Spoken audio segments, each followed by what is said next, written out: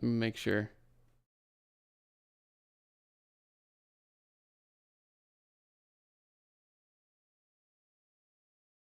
Okay, we're live on YouTube, so I'm assuming we're live on Twitch.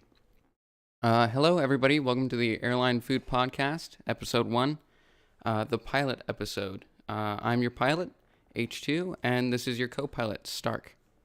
How are you doing today, Stark? Good evening. How are you? Doing good. So, with this being our first episode, where are we headed? Hopefully, we're going to avoid technical difficulties. Hopefully.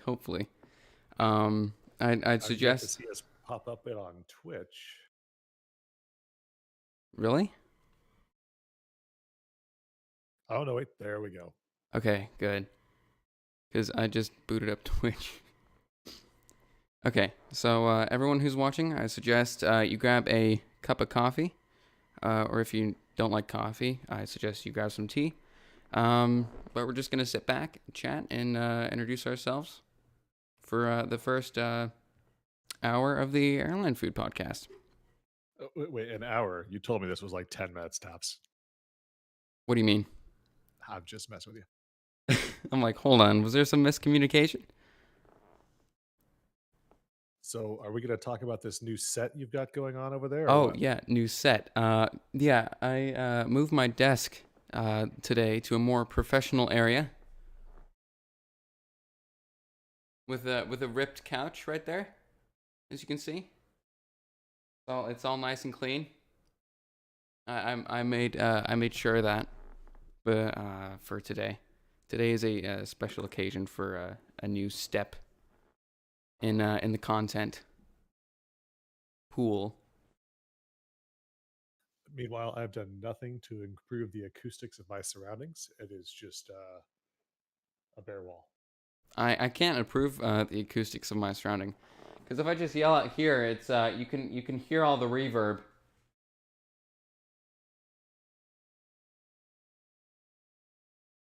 I next house I'm just gonna put acoustic panels all over the place. Hopefully that'll help. So this afternoon, you were attempting to pick a topic. Have you come up with an introductory, just chatting sort of plan? Oh, I should probably change the topic. On Twitch itself, I forget what it was set to. I mean, Twitch is pretty good. You've got the pilot episode. Yeah. We're not going to comment on the fact that this is airline food and we're making pilot puns, are we? I mean, we're already halfway to our destination. Not really, though. It's still set on teardown. I need to set it to. Twitch has a special podcast tab. There we go. We're set to the right category this time. Holy crap, the bitrate is all over the place. I'm watching it right now. It's going like up and then just straight down. Hey, I'm very curious about the lack of space around my logo on the stream here. I know, I'm very concerned about that. It's just mainly orange, like a light orange. It should be so much larger. It really should. I don't know how to make your logo larger. I think it's just stuck like that. I'm afraid this is going to be a Discord problem. You got a camera? So are we going to do I have a camera? No. Not even one on your monitor? My fancy monitor did not come with a camera. All that money wasted. It came with 240 hertz RGB and no camera. Ouch. So what were you going to say before I rudely interrupted you? Oh, I was going to say, are you going to share with the folks where you came up with the name Airline Food? Oh, yeah, I will. It was about a year ago when I first started streaming, and I was just sitting there. It was back when before Call Me Carson pulled all of his stuff, that whole situation. But there was a meme going around like, what's the deal with airline food? And so I kind of just sat down and brainstormed stuff that I could do being the streamer with the 0 followers that I was. It was like, you know what? Airline food podcast. That sounds nice. So I stuck with it, and then over the past couple streams, I've been like suggesting to start it, and here we are. I wasn't gonna go with the H2H2 podcast like you wanted, because that was gonna turn into a lawsuit. But here we are. We just took it from a meme, and here we are.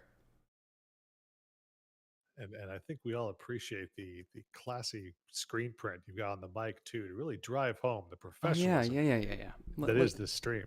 look at that. Oh, it's mirrored. It says H2 streams, by the way. It doesn't say Airline Food Podcast. Probably just put that like right here.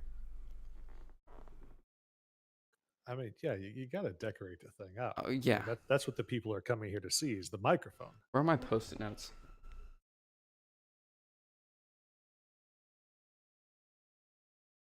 At this point, I'll point out to anyone out there that's listening that he is currently looking for post-it notes to write a reminder of something he wants to do in the future, even though this is all being recorded. It's actually being streamed.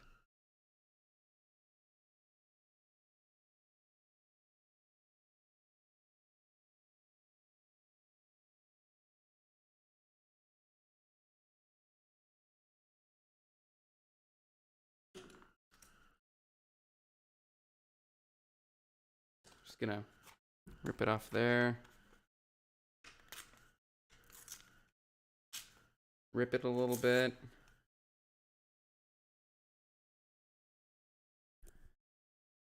There we go. It says Airline.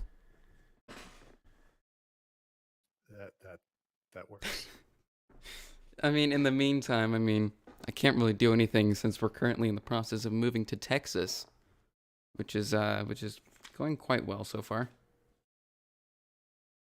Much packing, as you can see by this room, believe it or not, used to be full. But now we have a couch, a bed, a desk with a PC on it, and that's pretty much it. And all your PC essentials. Oh, how was your trip to Pennsylvania? What was that like? 7.5 hours either way in a Tahoe. Oh, poor thing. It was not the worst thing ever. I mean, getting to go and have some food I haven't had in a long time and hang out and see the city was not the worst. And also teasing me by picking out what you were gonna eat and also sending me pictures of your food. Well, I mean, it was a quality meal, so it had to be shared. Although I did not tell you how that meal ended. Um, Oh, I had requested the blackened sea bass with the miso broth, and the chef came out and said that they were having trouble with it falling apart in the poaching liquid, and they were not happy with the quality of the fish. oh. That's restaurant terminology for we just ran out of what you ordered. And you're gonna have to suck it up and deal with it, even though we just told you a lie. Yeah, so I got my meal for free and a separate entree. So two of us actually ended up splitting the bass and then a seared tuna on the side. Wow, that's quite the ending. I mean, the ending was when they brought the check. That was the disappointing part. Was it a debate on who had to pay? No, that was settled in advance. It was just more shock and awe. Oh, what kind of stuff did you see in Pennsylvania? Did you see a lot of pencils? No, they're known for chocolate, sir, as in Hershey, Pennsylvania, and the Little But League World Series, but but he can't spell. just gonna set that down there. I'm quite excited to move to Texas, honestly. I get to be closer to Houston and all the stuff like that. In Texas, you will get to experience the wonder that is breakfast tacos. Oh yes, breakfast tacos. I gotta stop at Bucky's on the way there. I am not a fan of Bucky balls. Everyone loves them. I'm not a I fan either, but parents like to buy them in bulk. they were hyped up, Yeah, and I found them to be overly sweet and stale. At least the batch that I had, and it's stale. very stale. I haven't heard the word stale be used to describe a Bucky's meal Well, I or mean, some form of Bucky's snack. yeah, they're supposed to be crispy. These were, I don't know, the humidity got to them. Oh, that's very disappointing. Uh, it's Dang it. Bucky's. It's disappointing. But it's hyped up. It's like it's the world's biggest gas station. It is the world's biggest gas station. However, trivia, it is not the world's largest truck stop. Oh, Where is the world's largest truck stop located? I'm not too sure. That would be the Iowa 88 on Interstate 80. Well, 80/88. I'm gonna look that up real quick. Hold on. I'll put it in the podcast during editing. If you if you like trucks and places that they stop, go to the Iowa 88.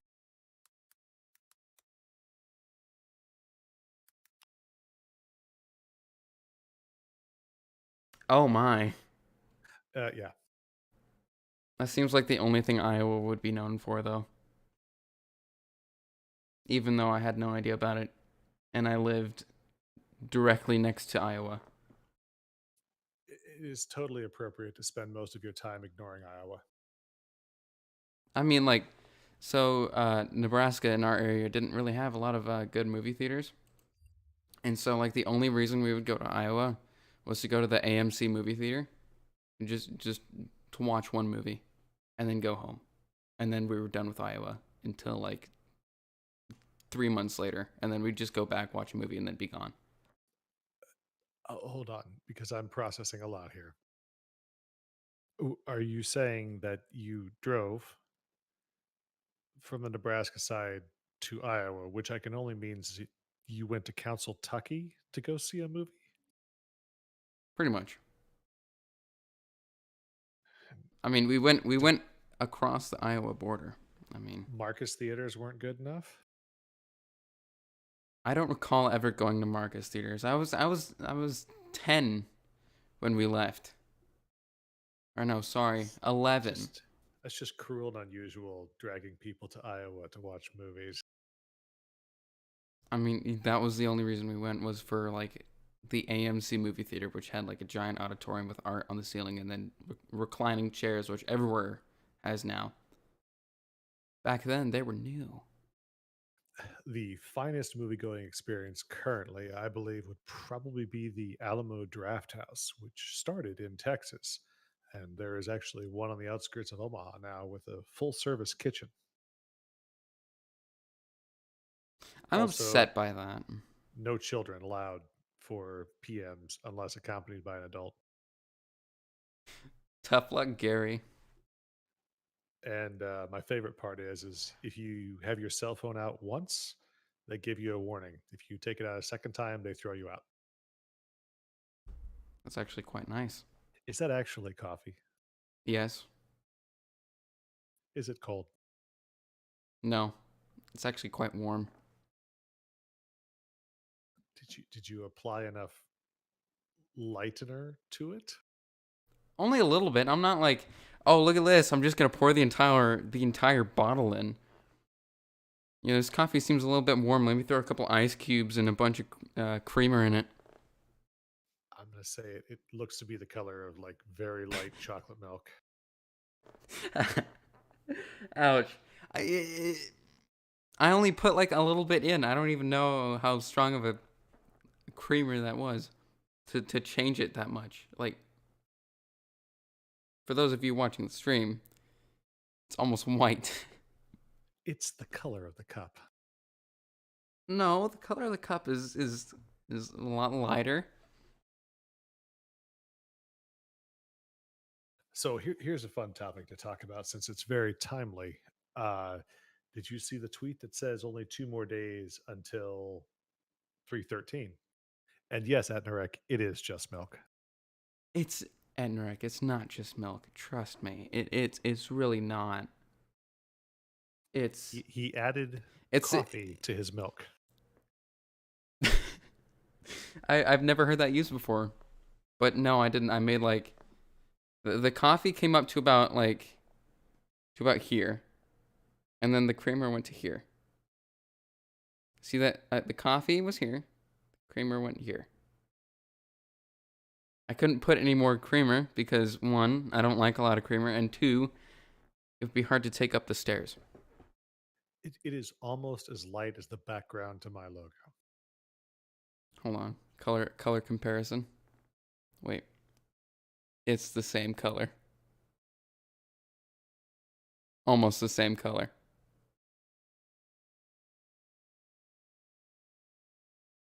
I'm saddened by this. At Nurek, I prefer myself a flat white, and sometimes I'll put an extra shot in there because, coffee. I've been drinking coffee since I was 10. I had a hard time staying awake when I was 10, and so my uncle let me drink coffee whenever I went to his place. I that no.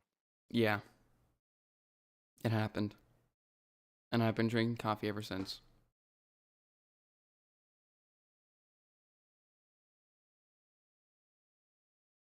You seem a bit shocked by this news. I'm still processing here. So Yeah, so back to topic. Let's talk about 313. Is it actually going to come out in 2 days? it's probably going to get pushed back like another 3. I'm sorry, but usually development doesn't go as planned when you have a set time frame. And so, like, something's probably going to come up, and they're going to be like, "Hey, we got to push back a couple days. It'll be out eventually, but not today." No. Well, I mean, CIG has trademarked the phrase soon, Yeah. So, but we only have what, 2 days left in the month of March to hit the Q1 update. mm-hmm. So, I don't know. I have So no your idea. prediction is maybe? Yeah, my prediction is maybe. What's your prediction? I have no idea, to be honest with you. I Seems like radio silence currently coming from that camp. Yeah. And we haven't heard much on server meshing either. It's just been just dead silent. Well, I I, what do you think's going on? I don't think you're going to hear anything about server meshing until they're like right on top of release. Probably. Probably. You're right. I mean, I kind of look at it this way, and for anyone from CIG who may be listening to this, I apologize.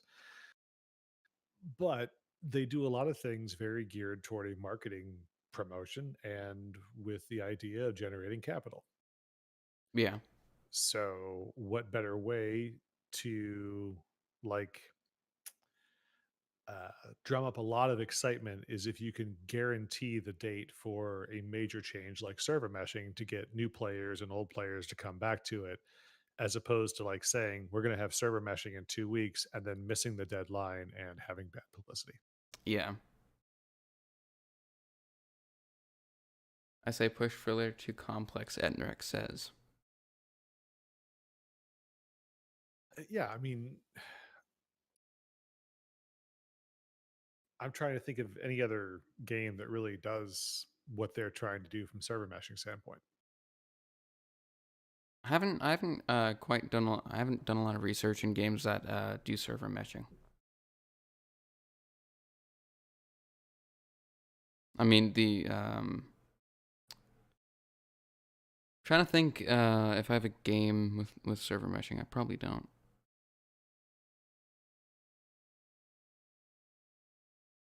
And then you throw on top of it the whole talk about when they're going to be, having the physicalized inventory, and that's an Oh. even bigger project. But Mm-hmm.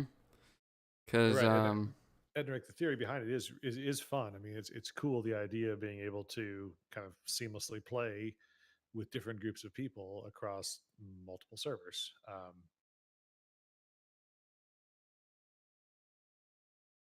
I I wonder suppose we'll see. I wonder what an org event would look like with like when they release server meshing. I wonder what like a huge org event would look like.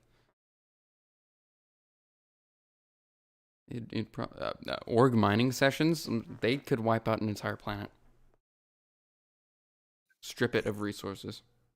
I think that I think that's ambitious for what they want to get to. I hope they do. I don't know if you're familiar with how Eve Online operates, but I'm not. I haven't played it at all, but thanks to Brian, who's made light of Elite Dangerous again. I think I might buy it soon. Elite Dangerous, Yeah. yeah, be on your own. I mean, with the Odyssey update coming out, which will pretty much make it just like Star Citizen, might try it out. It could be interesting. So, if you think about it, Eve Online kind of copied Star Citizen in the standpoint where you get to go anywhere on any planet in a specific galaxy with your own ship. I don't think that's I accurate, mean, sir. No Man's Sky, they're not really taken from that. I mean, Eve Online was released in 2003. oh, okay. I'm gonna be careful with what I say now. I'm not gonna talk anymore about that. I have a book sitting next to me that says 10-year anniversary, The Art of Eve Online. Hmm. You mean almost 10-year anniversary? No, this was when it was released in the 10-year anniversary 7 years ago. Hmm.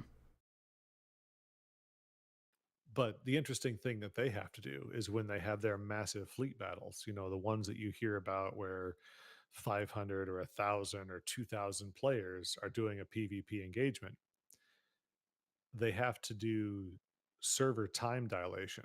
So, what they move that particular node of the game, so wherever that realm of space is, to a separate server along with all the other players, and they slow down time because they just have so much latency in the system there. That's the only way they can make it fair to handle all the commands that are going on. It would be amazing to be a part of one of those battles. 500 It's ships. it's kind of like a slideshow. What do you mean by that? If you fire a laser, you basically have to wait a few seconds before you actually see the animation, and then a few more Oh, seconds before it actually hits and things like that. okay. It would S- still be awesome to see though. Yeah, if you ever watch any of the videos of like Eve, like their largest battles or whatever, it does not look like spaceships like shooting each other. It looks like one giant mass of ships with lights going off. Hmm. I did I did fly in an org there, and at one point we had a fleet realm that we did one night. I think we got to about 200 people, and the really cool part was when the fleet commander would take each one of the squadrons and jump us into their version of quantum travel. So just like in Star Citizen, where a party leader can quantum the ships in the party, Oh, the the different fleet wings, so like the fighters, the interdictors, the battleships, they all warped at slightly different times, and before we knew it, we were all like traveling as a giant pack. that would be pretty cool. Did you see the recent Star Citizen like tweets from streamers themselves about like the like a really big quantum jump? with other I people. saw the one with the person that's apparently sideways in Quantum in the 600. Yeah, I saw that. I was like, why is it sideways? But it still looked really cool. I think Tarada posted his view of it too. Let me pull that up real quick. I mean, that's actually a really cool thing to be able to have in game. Yeah. The Where big is it question at? is how many people fell out of their ships or just blew up mid quantum after that photo was taken. Oh. Well, there was a video. It's like a 40-second video. I wonder where they were warping to. Let me copy it.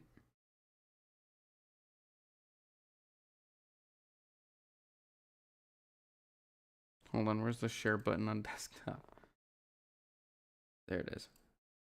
Um,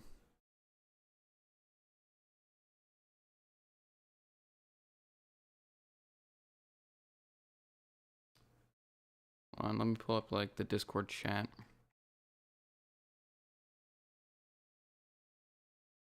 I'm gonna stick it in general.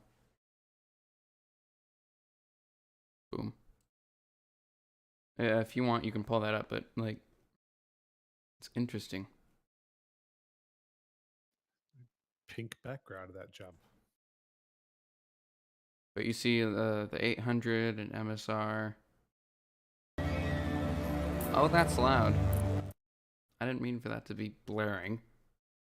That is the worst noise ever. It is. I don't like it. I saw someone has the Night Runner in one of these too. I wonder how many people that was. I'm having a hard time counting considering everything is blurred.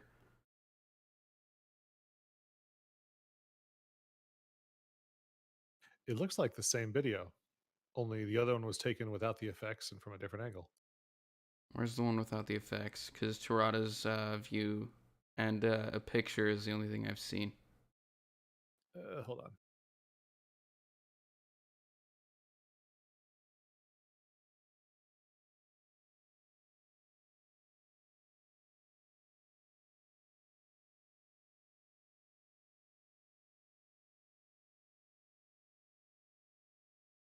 It's actually the one that made This Week in Star Citizen. I haven't really kept up on a lot of this week on Star Citizen and stuff like that.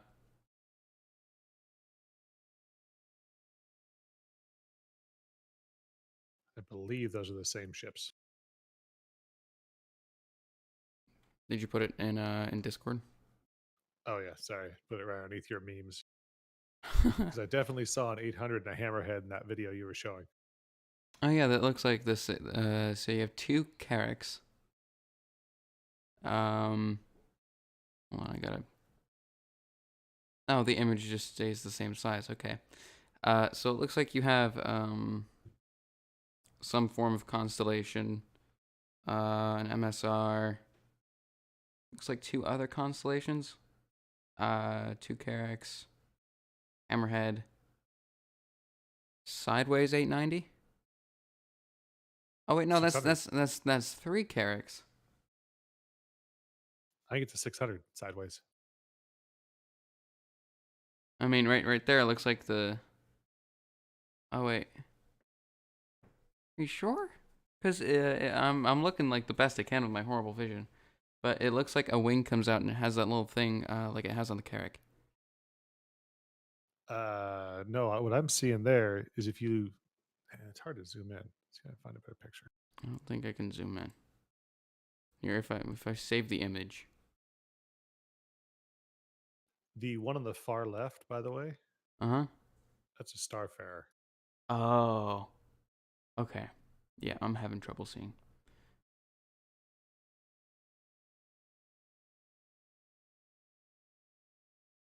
Is it better if you go to Inside Star Citizen? I think I figured we'd just be talking about it, but okay. No, that's where I think it's actually at. Let's see if I can get the link here.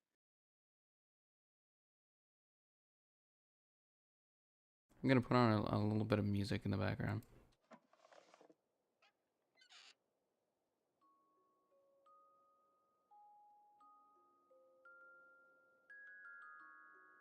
Oh yeah, we're about to solve this one right now.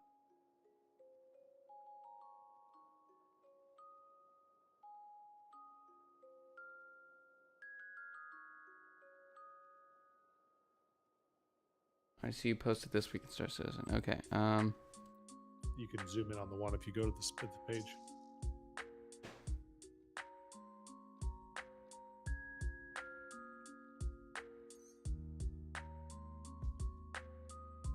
I think he's had too much coffee, folks. He scrolled right past it. Oh, it's right there. Oh, I can see a lot better now. I don't even have to zoom. Okay. So it looks like an arrow, if I'm getting that right. Kind of like Warden. a warden. Okay. I'm not good with ship names. I'm just gonna say that. So an emissary there, an emissary there, Starfarer, Hammerhead. Yeah, 3 Carracks. It's like a. And that is a 600 constellation down eye there. on its side. Oh, right there. Okay. That looks like a 2 cutlasses right there. One kind of on its side. And then just one straight up, and then that's the what is it? The 300 eye. Kind of behind the cutlass. We would have given you a 300 series, yeah. And then I'm having trouble figuring out what that one is above the constellation and under the Carrack. Kind of like right there if you have the stream pulled up. Oh, jeez. Now you're hurting my eyes. Oh, I got my glasses ordered. So that's all done and dealt with.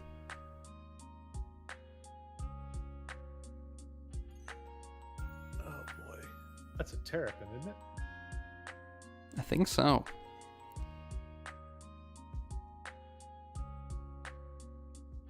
Either that or it's the one that looks like the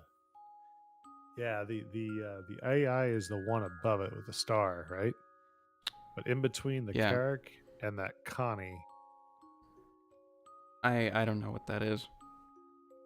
I would say it's a no, never mind. I was gonna say Starfarer for a minute. What's the one that looks like the ship from Aliens? That might be it. Oh man, like I said, I'm not good with ship names. I'm not too sure.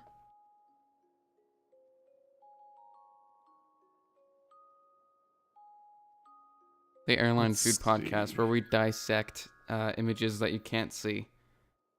Could be a Valkyrie, right?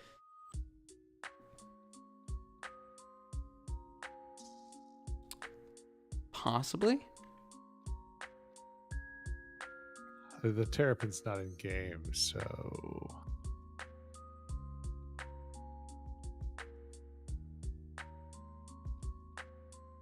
here's the Know Your Ships link. Wait, Courtesy of Reddit. you really sending that to me? Oh. Well, I want to get to the bottom of what that is back there. So it's kind of like a rectangular shape. It looks like. So the Valkyrie at Yeah, the I'm top thinking- of section 2, I'm thinking Valkyrie. because it looks to be about the same size as a Cuddy, right? Yeah.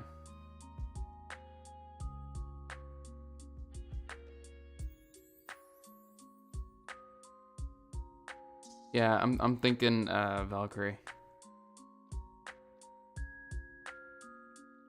But it looks like he may have his engines in VTOL for some odd reason. Wouldn't Quantum change that? Should.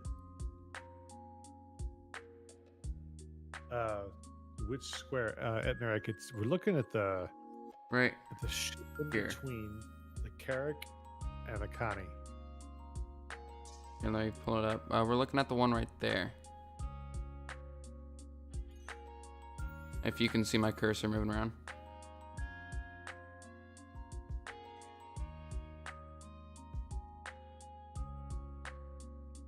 But it looks only about the same length as the Connie's nacelle. Yeah.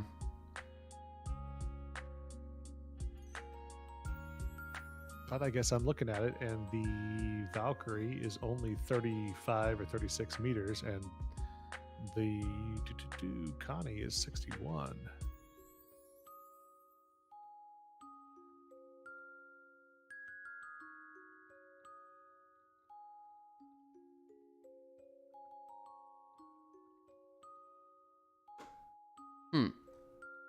If you look at the know your ships, if you take the Valkyrie and kind of keep the same dimensions in mind and go down to one of the Connies, it seems like it would be it, because it looks like the Valkyrie is like a little farther away, but still you can still see it, you know. Kind of just like farther from the Connie and stuff like that. I call that mystery solved. Oh, wait a second. How many MSRs do we see in this picture? I'd say 2. Yeah, I didn't catch the one that's sneaking up on the hammerhead.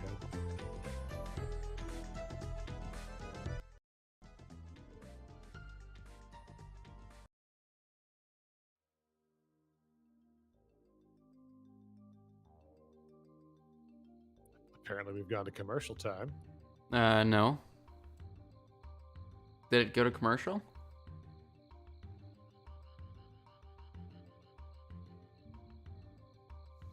We were just checking out all the other things popping up on your stream. Oh.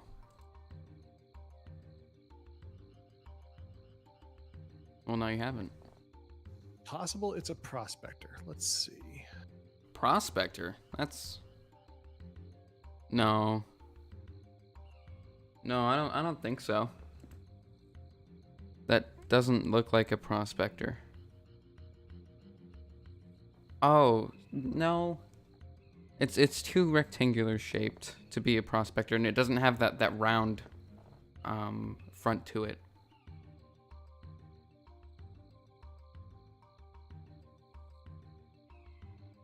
It's entirely possible it's a Titan flying backwards.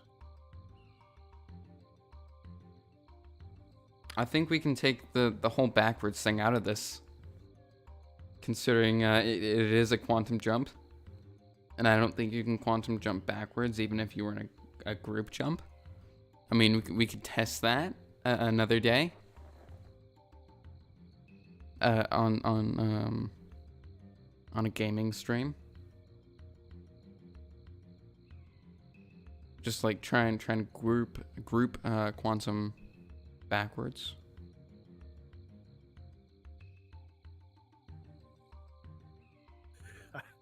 Let us believe we can jump backwards. Actually, I'm not gonna let you believe until the system makes try you it. jump backwards when you die in quantum. Wait, what? I was going to say, if you were jumping backwards while actually going into main quantum drive, that might be the reason you fall out of your ship.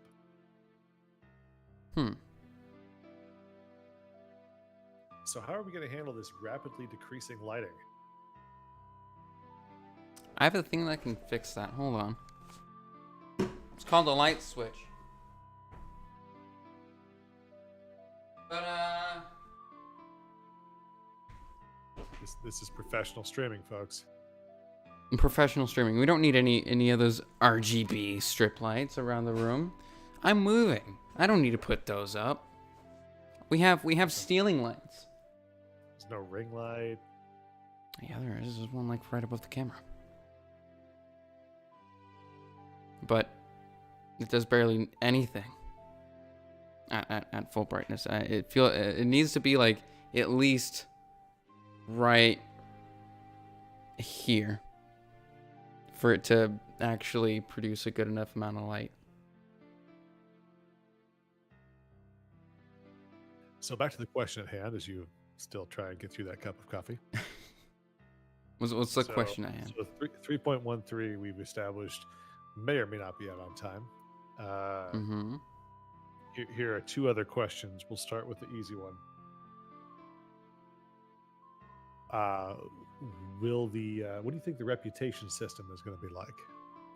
Oh, actually, I haven't watched that Inside Star Citizen yet, but it's probably gonna be interactions and time you take for a contract, because if they're probably gonna have like a whole time frame kind of thing, or like implement a time system, like a clock, like you need to get this here to here by this time, and if you don't get it done at this time, then your reputation just kind of drops a little bit with this certain group of people, or this person that requested it.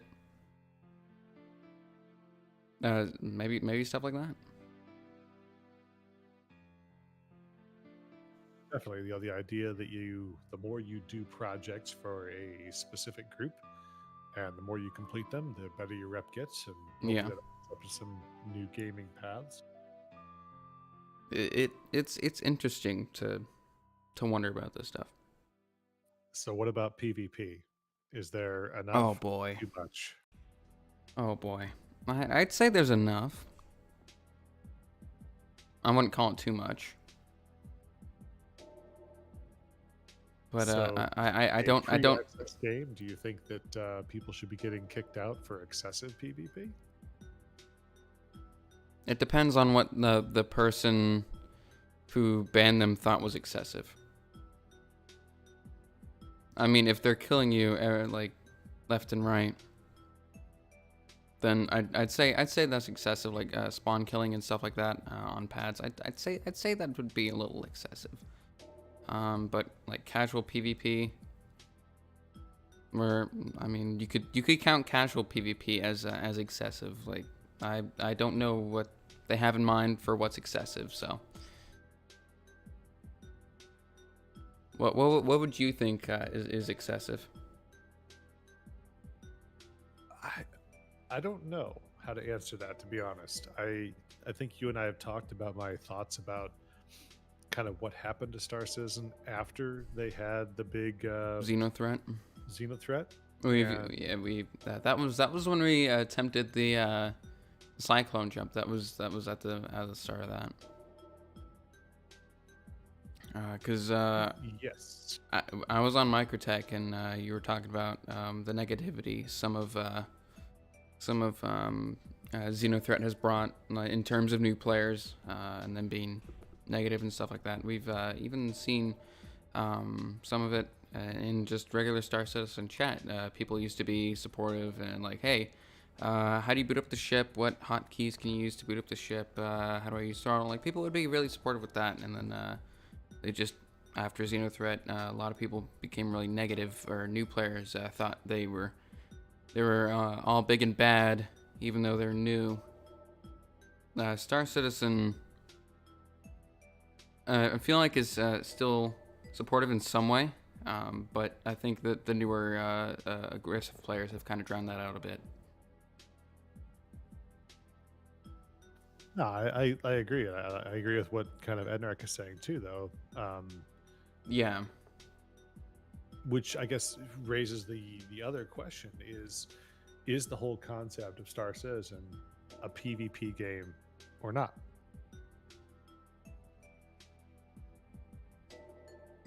That's a tough question. Because in one hand, you can look at it as a space sim where you can do anything you want, but with doing anything you want comes consequences of PvP and stuff like that. So if you don't pay attention to the zones that you're at and the zones that you're going through, you're gonna encounter some trouble with pirates and stuff like that. Because back in I'm still pretty new to the game, but when I started in September, freight pirates were pretty common, and so I had to watch out for what routes I took, where I went, and that kind of helped me out. So I think if it's gonna be a space sim where anybody can be anyone, people can be pirates, people can be um, just anything they want. It's very broad, the selection that you can have. But if you choose to go down the pirating route, I mean, there are going to be pirates. There's going to be people who hunt you down because you have valuables in your ship. I think when scrapping gets implemented in the game, I think you're going to see a lot more of pirating. Because if your ship explodes and you lose all your stuff in it, people could probably go pick it up.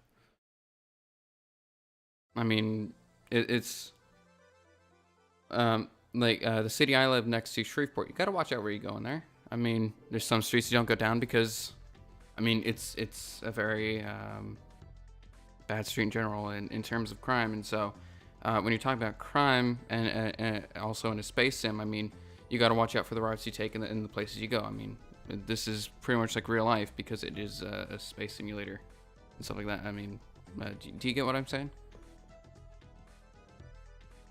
No, it's the whole risk reward thing.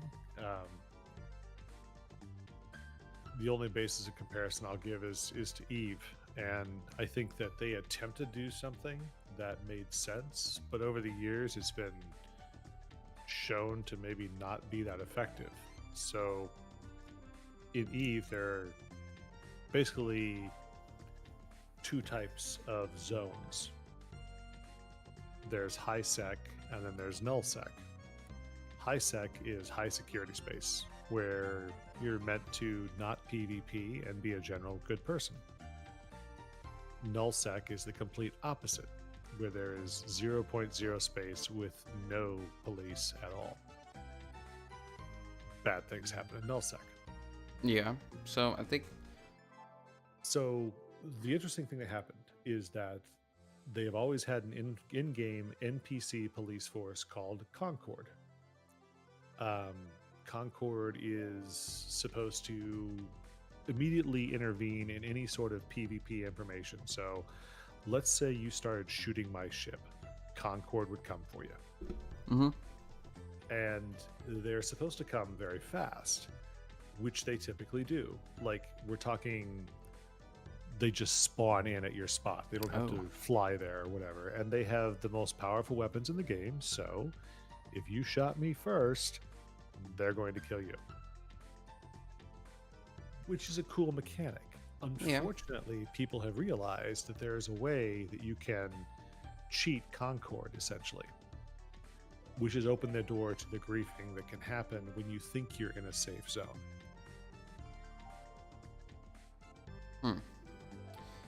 I think just don't have the answer to how you actually protect people in a space when you say you're not allowed to pew pew. Yeah, because I mean, people get smart, like you said, with Eve. People figured out a way to get around that. I think.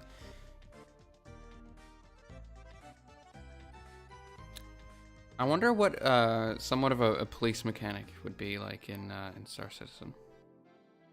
In terms of players being in terms of player being police. Would they? I think the only thing you could have is have a live system, especially the complexity of the game.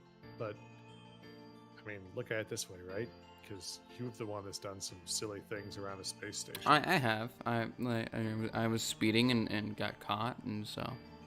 But how effective is the NPC cannons to stopping your illicit activity? Not very good. I was able to speed away quite quick, but then a bounty hunter came for me, so. Who I believe shot you inside Armistice because you had that bounty. It wasn't inside Armistice. We were able to get like a good range away from Armistice, and then he was just able to shoot me down. I mean, I put up a good fight. I mean, I shot a couple missiles, hit him a couple times, but I wasn't that good of a PvP player to actually take said bounty hunter down. So I guess at the end of the day, I'll be curious to see how they handle some of those things. You know, I love the idea of there being more dangerous space. Mm-hmm. Whether or not that's NPC threat or just, player versus PvP is something that will be interesting. Um, I like the idea that there's maybe a shorter way to transport cargo and save on gas, but you may have to go through a dangerous spot. Hmm. I think I've done that a couple times. I mean, I remember how bad Port Olisar used to be. Oh yeah, It would suck when I wasn't paying attention to my fuel when I was flying around on the freelancer and actually had to stop at Port Olisar with full cargo. So there was a bit of a risk there, but I got shot down once. Second time around, it didn't get shot down. I, yeah. I, I mean, let's say you were trying to run something like from Ariel to, I don't know, just quite literally back to Hurston, right? mm-hmm, You can do it in one jump, mm-hmm. but maybe that one jump is through pirate space. Yeah, Or if you align to a different orbital marker and jump there, and then to another one, and then to Hurston, you can go through all safe space. yeah. I mean, players can get pretty creative in terms of routes and stuff like that. I mean, there's already cargo routes already like set up, and you can find them on the internet and like pretty much anywhere. Which, yeah, I mean, CIG knows those efficient routes, so make Mm-hmm. those high risk. Ooh, that would be quite interesting. Um, I think you'd encounter a lot of player pirates in that area. Well, and maybe that's the point, right? If you, I don't know, and I'm just shooting from the hip here, but let's say that you've got an MSR and you've upgraded to an XL1 drive and you're running all stealth components, then maybe you're equipped to make that run because you're faster than most ships out there. But if you try and make that jump in a cat with stock material, Yeah. you may be in for a mistake. And Eric says, I think you will find better resources, more expensive on less safe area, because less people will take that job.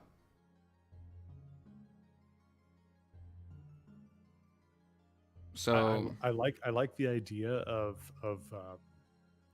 maybe it's easier to find better resources in a higher risk area, but I'm going to go ahead and go on record saying I would not like it if they put high quality resources or in-game material behind a PvP wall like that. I don't think I would like it either, but I don't know. I don't know. But I do like the idea, Narek, if you're talking about like that being a cargo mission where you go to a less safe area and get a huge reward for picking up those 3 boxes, as opposed to, the Care Bear flight from, you know, planet to ship or planet to smart space station. Yeah, it would be pretty interesting to implement like unlawful zones and I mean it's pretty much like the same thing with armistice zones and non-armistice zones. I mean, people are usually better behaving in armistice zones because they have a consequence for their actions. But outside of armistice, it's pretty much just nothing. So you have your lawful and unlawful zones already. So I mean, if you kind of broaden the reach of armistice zones, I think you'd have your smaller unlawful areas and your bigger armistice zones. I don't know. I'm not a game developer. I'm not usually looking out for the places I go, but I think if they okay, I'm just rambling. I don't know what I'm talking about. Never mind. He's just rambling, recording a podcast. Yeah, rambling. I mean, I feel like I'm kind of going off topic. So I mean, I got to stop myself sometimes. Oh no, that's a good couple of topics considering we don't know when 313 is coming exactly, and that seems to be the two big hot buttons that have been showing up on social medias with PvP questions as well as what the reputation system that they're teasing will look like. Mm. Can't wait. I can't wait to get my hands on 3.13. It's not going to be 3.130 before I get my ship, so they just need to hurry up. I'm kind of surprised they haven't had ship names in it yet. I was having buyer's remorse for the Hercules, and then I saw a video online. It made me feel better. What was that video about? The discussion was whether or not a Hercules is worth it, and should you buy the C2, the M2, or the A2? About the C2, correct? I have the C2, yes.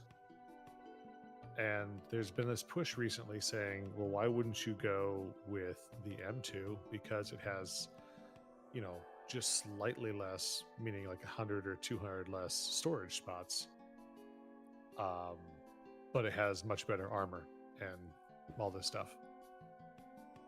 And the argument was, if you're going to look at getting one of these ships and you're willing to invest in it, your best money is in the C2. If you're looking for better armor, as well as hauling capacity, you may as well just spend the money and get the Carrack, because you get so much more in the Carrack. Yeah. And then the A2 was basically hey, if you really want to spend $700, go ahead. I mean, it doesn't make any sense necessarily to grab that one because it's for aerial bombardment. There's like one turret on the back. Mm-hmm. I'll see you later, Eric. Have a nice rest as well, and thank you.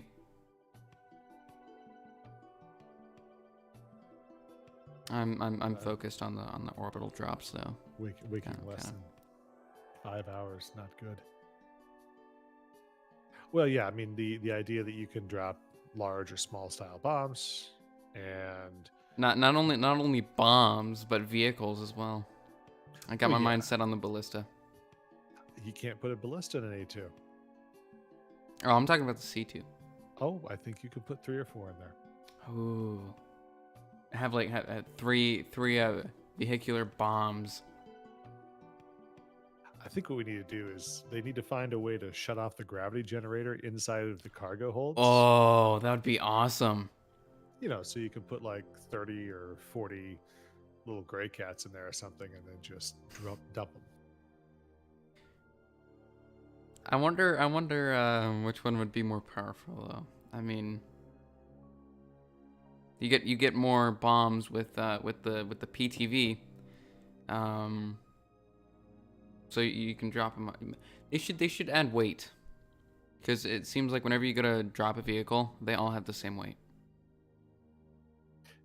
Yeah. Ships are like harder to difficult when they're bigger, because I mean, they might have their own weight, or it's just harder for the engines of the. I don't know about weight for ships, but I do know that weight for vehicles is just pretty much all the same. Like you jump off a cliff with a ballista, it falls kind of slow. You jump off a hill with a PTV, it falls kind of slow. I mean, it has the same trajectory. It's just a different shape of it. It doesn't really have weight. Yeah, I don't think they've incorporated the relative mass of things. Least of all on different planets with different atmospheres and relative gravity. Yeah. I mean, on Microtech, I mean, like we did with the recreation video, you can go there with different cyclones and you get the same jump. You could go to Magda or Eta, different cyclones, same jump with the different gravity. I mean, I keep saying it would be interesting a lot, but I really mean it. I mean, it would be interesting to have a weight mechanic. Or a way to actually record the gravity. I don't know if there's actually anything in game that shows you the relative G forces for when you're entering a planet's atmosphere.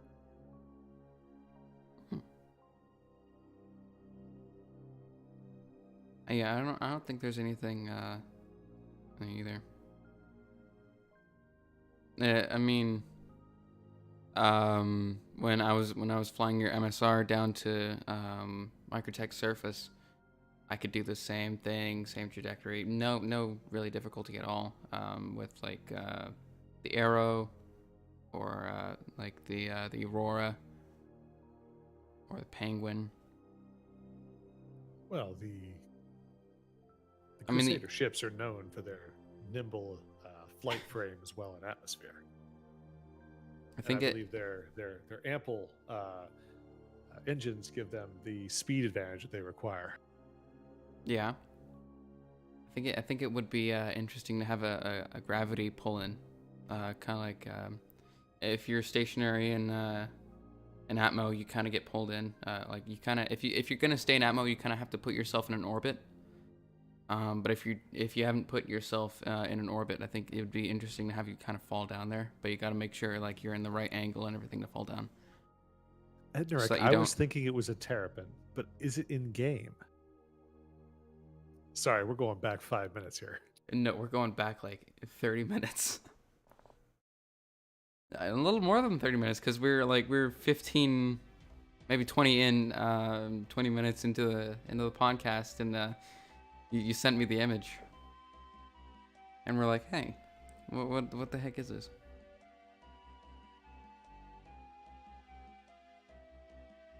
Okay, so it is flight ready as of Alpha 3.1. You know what? I'm gonna go back and yeah, we're gonna amend this. Hold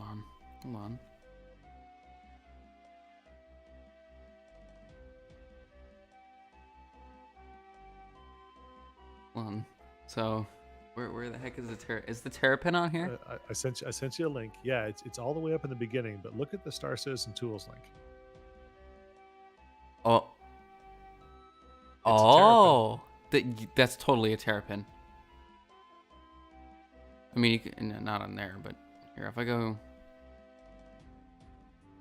I can see it a lot better from here.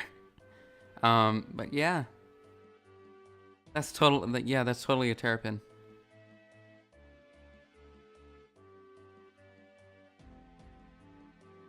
I just didn't want to believe that it wasn't in game.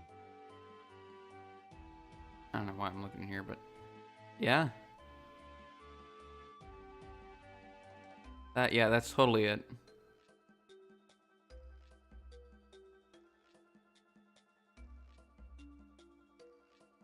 And orbit and atmosphere doesn't work with using thruster because of drag. Oh, it doesn't work without using thruster. Okay.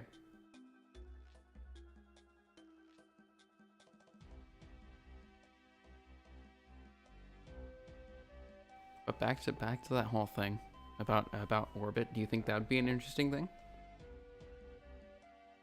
You have to situate yourself in an orbit around the planet, and different gravities have to have different orbits involved. I like the idea of drag being a bigger thing, like especially going into like shipware. Like if you go, nose down 90 to the planet, yeah, I don't know if your heat shielding is going to last that for long, and you're going to end up with a blunted Connie. But like, if you take a slightly shallower angle and come in from orbit, then maybe the heat buildup isn't quite as much, and your repair bill is less.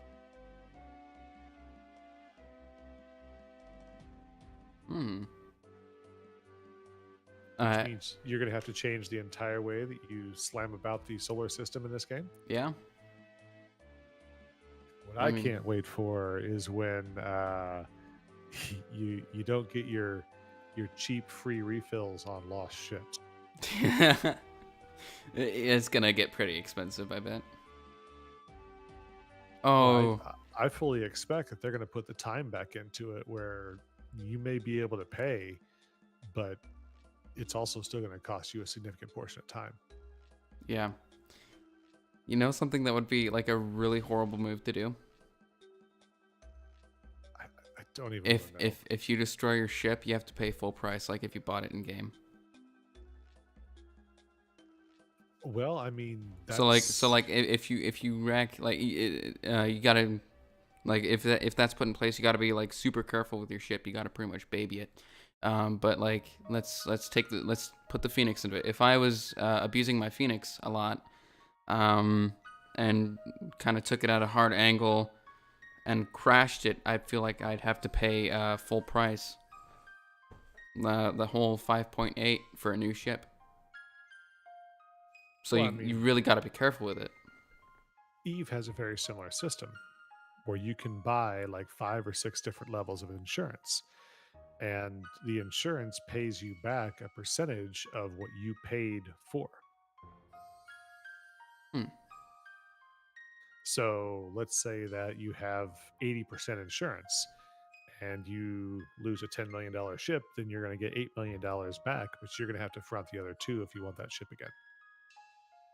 But it may cost you 500,000 for that 80% insurance, whereas you How could would just pay 10,000 for like 20% insurance.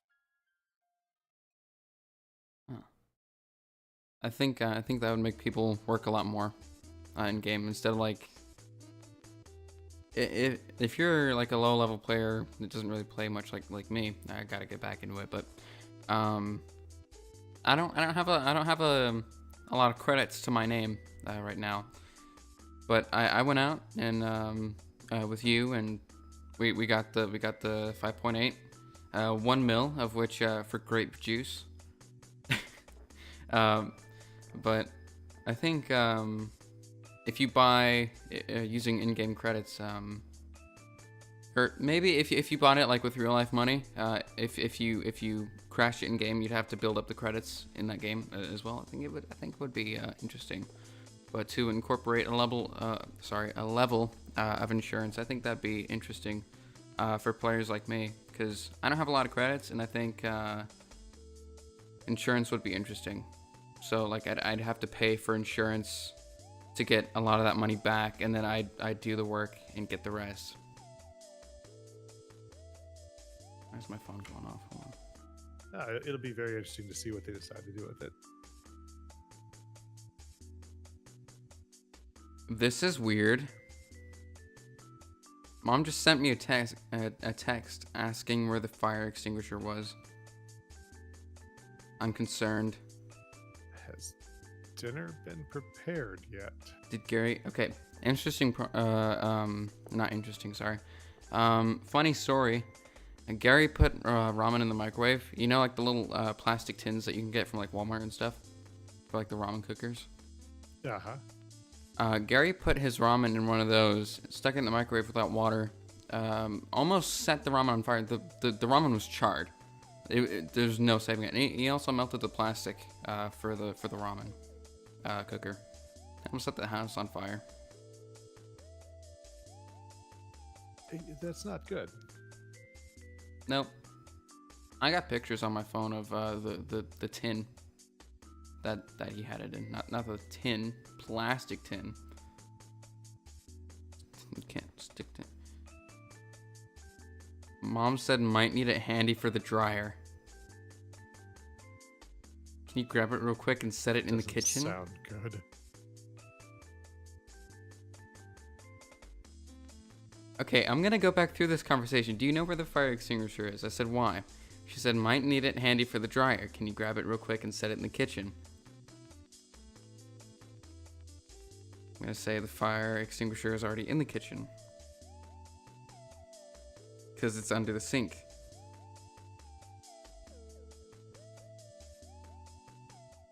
This is where the podcast abruptly comes to an end. It's not.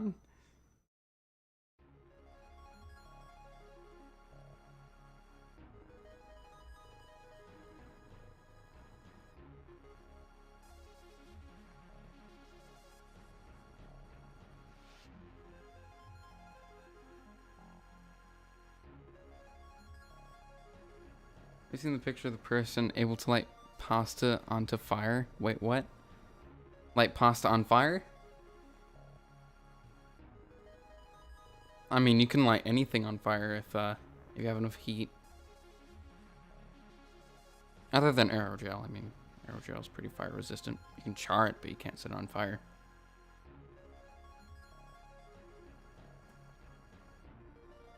I hope I don't have to leave to grab the fire extinguisher, because the dryer is like directly under me. I'm upstairs. And the dryer is like directly under me. So you're Downstairs. directly vested in this situation. Pretty much. If that thing sets on fire, I'm done for. Just think about it this way. What if you got the text message saying, "Do you know where the fire extinguisher is?" And you answered with "why," correct? Uh-huh. What if before you got the response to "why," you smelled smoke? Would you feel like you'd wasted time? Kind of. I feel like I should go check. She said it's not under the kitchen sink. I don't think she looked. I think this is going to be important. I'm not going to end it. I'm going to keep it going, because I think this would make great content. Yo, guys, I just burned my house down. We're gonna have to compare this to like a pilot of an airplane, like Oh. coming on and saying, does anybody feel a shake? Looks out. Oh, did you see that video floating around Twitter of like the engine that just sheared out the shell? Yes. That's what I'm thinking right now. Did you see that video on Twitter of the dryer fire? No. If we don't want to, maybe you should go check. I should probably go check. I'll leave you with chat. I'm not very confident about this situation.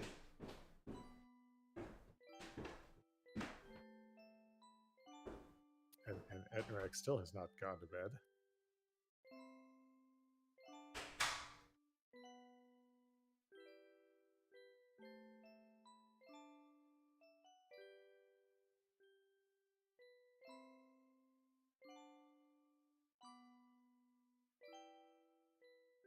Oh, Ednarek, the puns could come up for that title.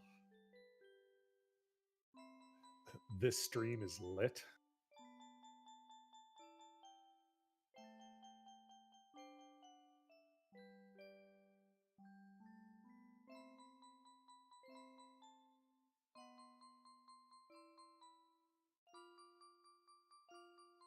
It's times like these I wish you had a stream overlay of nothing but flames.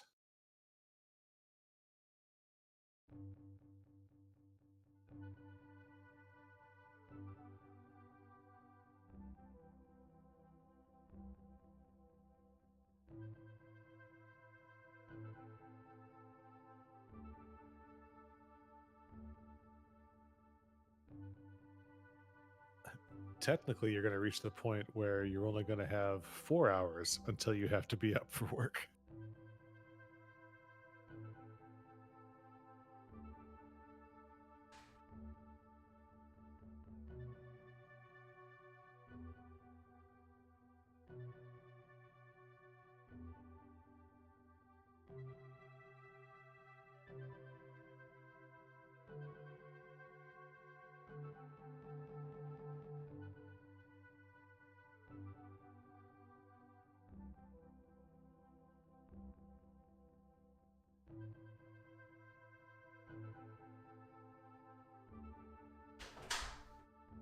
Oh yeah. So do they have daylight savings All time good. here in France?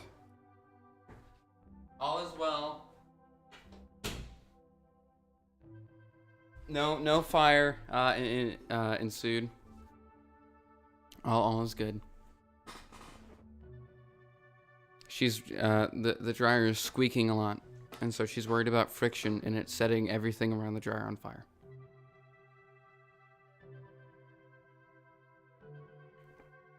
Well, we were working on coming up with some stream titles if that was the inevitable ending. Oh. This podcast is lit.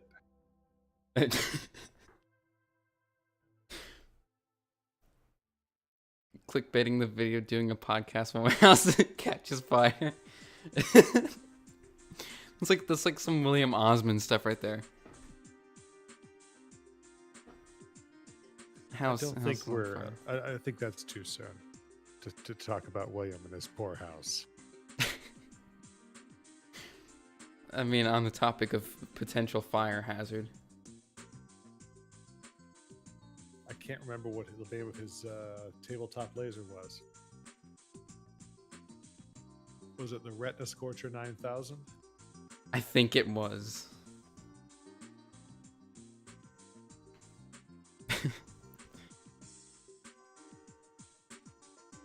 He posted something the other day with Jimmy Neutron that was pretty funny. I think that cat has been through a lot. Oh no. What was it? He was just holding on to the cat and making a post, but the cat obviously did not want to be in the photo. Zelda! Oh, she's giving me the death stare. She's in the corner of the room over there. She doesn't like me right now. She's... I'm not gonna mess with her. She might kill me while I'm sleeping. But William Osman... There is a very, very old TV show called The Outer Limits. I think it was The Outer Limits, or it was not Tales from the Dark Side. Anyhow, it was around the same time The Outer Limits was on. And there was this story, because it was a collection of short stories about this kid or somebody that was convinced that his cat was trying to kill him in his sleep. And the whole premise was that when a cat is sitting on your chest and breathing in on you, they're trying to suck the soul out of your body or something like that. Terrifying to think about cats now.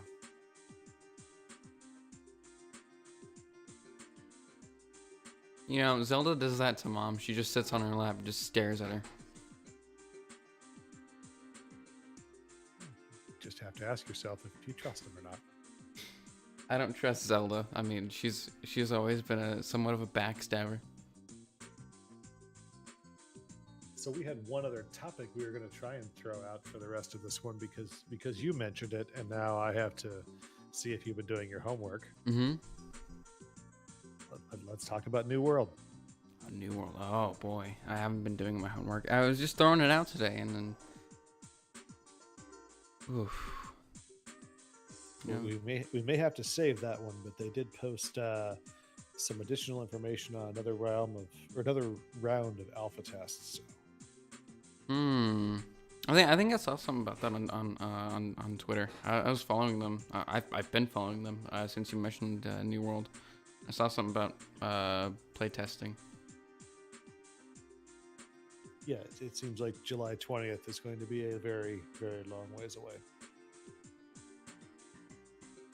Yeah, it's like day before your birthday feels forever, because you know your birthday's tomorrow, and so now you know that July is gonna have the New World testing. It's gonna feel like forever until it gets there, because you know that is gonna be that then, or that month. And we just hope that they don't push it back again. I swear they better not push back 3.13. I mean, I'm saying maybe, like I already said maybe on it, but I hope they don't push it back. I've been waiting.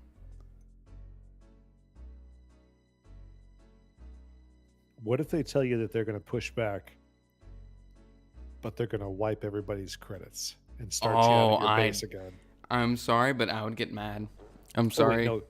Actually, if they wiped everybody's credits and reverted them to their starting amount, you would probably make money.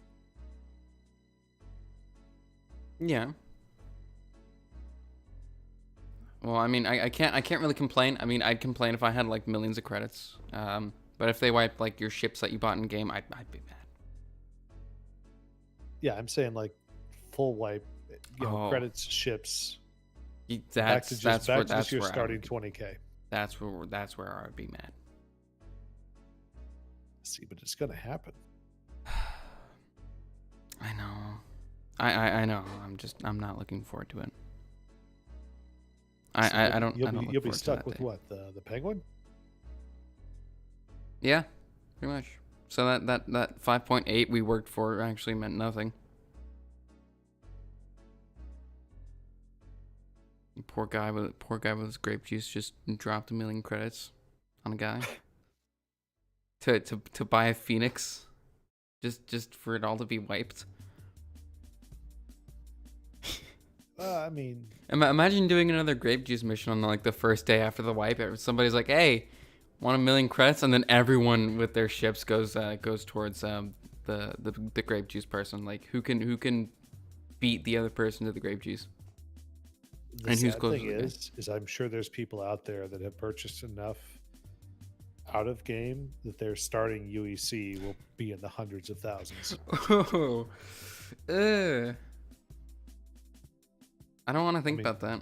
what are they charging? Like $25 for 50? Is it 10,000 for $25? I'd have to look. Well, fortunately, I have the RSI site in front of me. Oh, would you look at that? While you're doing that, back on the topic of fire, I don't think it's a good idea to have a 3D printer in my room. Well, the fumes.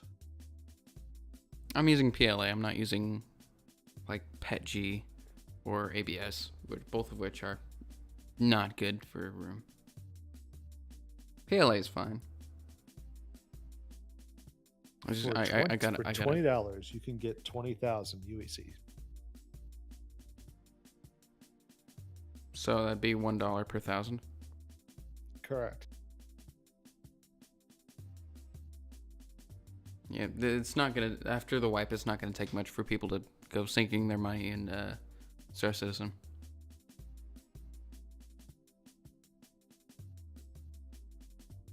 So like I'm just looking that, like for me, when the wipe happens, I'll get my ships, but I'm gonna drop down to 25 UEC, 25K. Mm-hmm.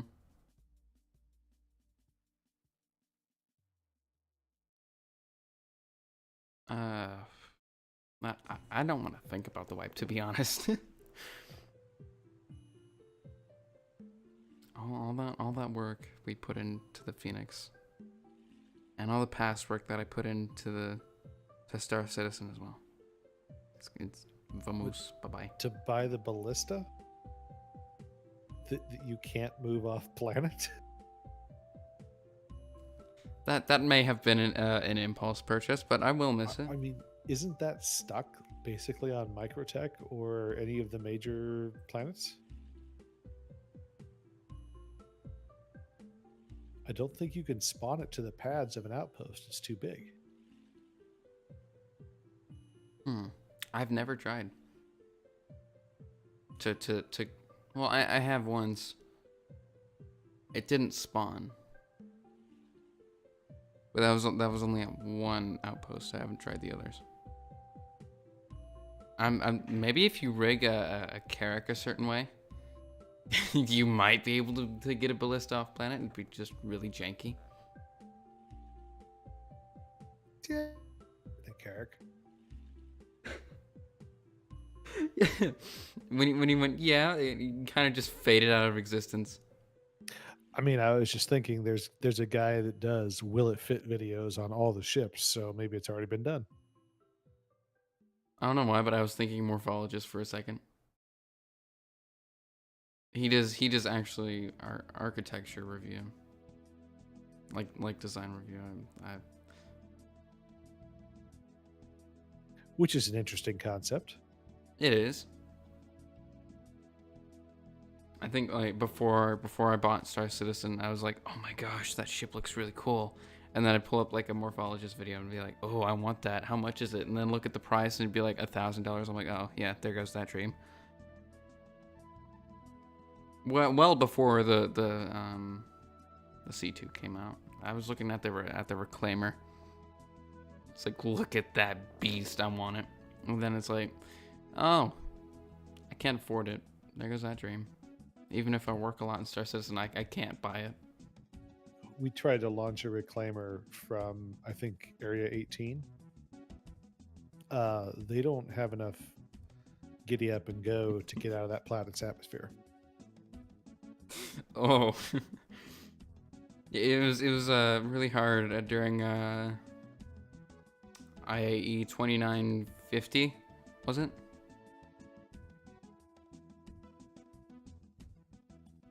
Yeah, 2950. It was really hard to get the Reclaimer out of Atmo. Took me a couple tries. I think that thing is mainly supposed to live in space. Possibly. I mean, it's such a big ship. It's pretty much like a small space station that can move around a lot and get salvage. Well, then it wouldn't really be a station, wouldn't it? Stationary. I believe you get the word station from the word stationary. Yeah, Yes. I just said that, yeah. So, what would you call it then? The reclaimer. Yeah. A reclaimer. No, I mean like in terms of what's the word I'm looking for? Places where other scrappers can come and go. I wouldn't say station. Not ship.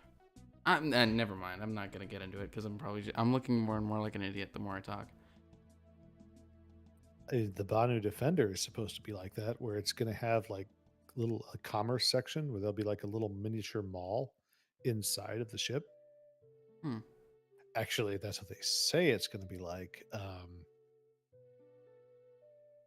I don't think they. Don't strike me down, CIG. I don't think it's possible for them to do all the promises that they made for the Banu merchantmen to actually come into fruition. Yeah, and probably not.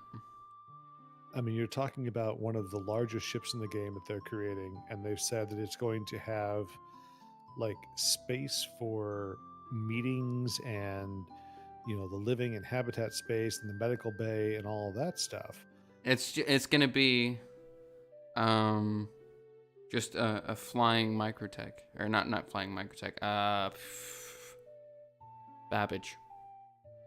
Yeah, essentially. That they're going to have like NPCs in there that are going to have shops that sell things. Like, you can't get the NPCs to stay in a station. And then the whole thing is supposed to have like 1,200 SCU of cargo. How is that? What?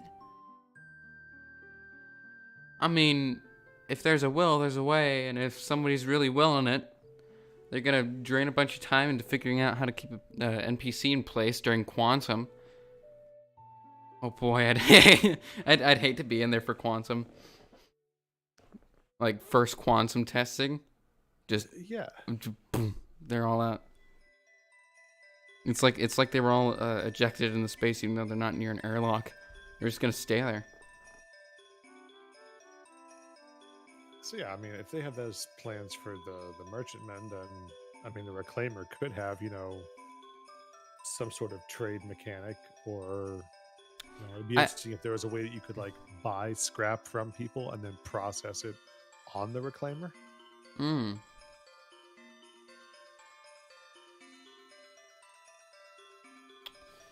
Hold on, if I remember correctly, I think there is like a processing deck on the reclaimer. Somewhat of one. Yeah, it just depends upon whether or not you're going to be able to process things that you collect directly with like the collection lasers, or if people can bring you like cargo boxes that they have collected and you can put it into the processor.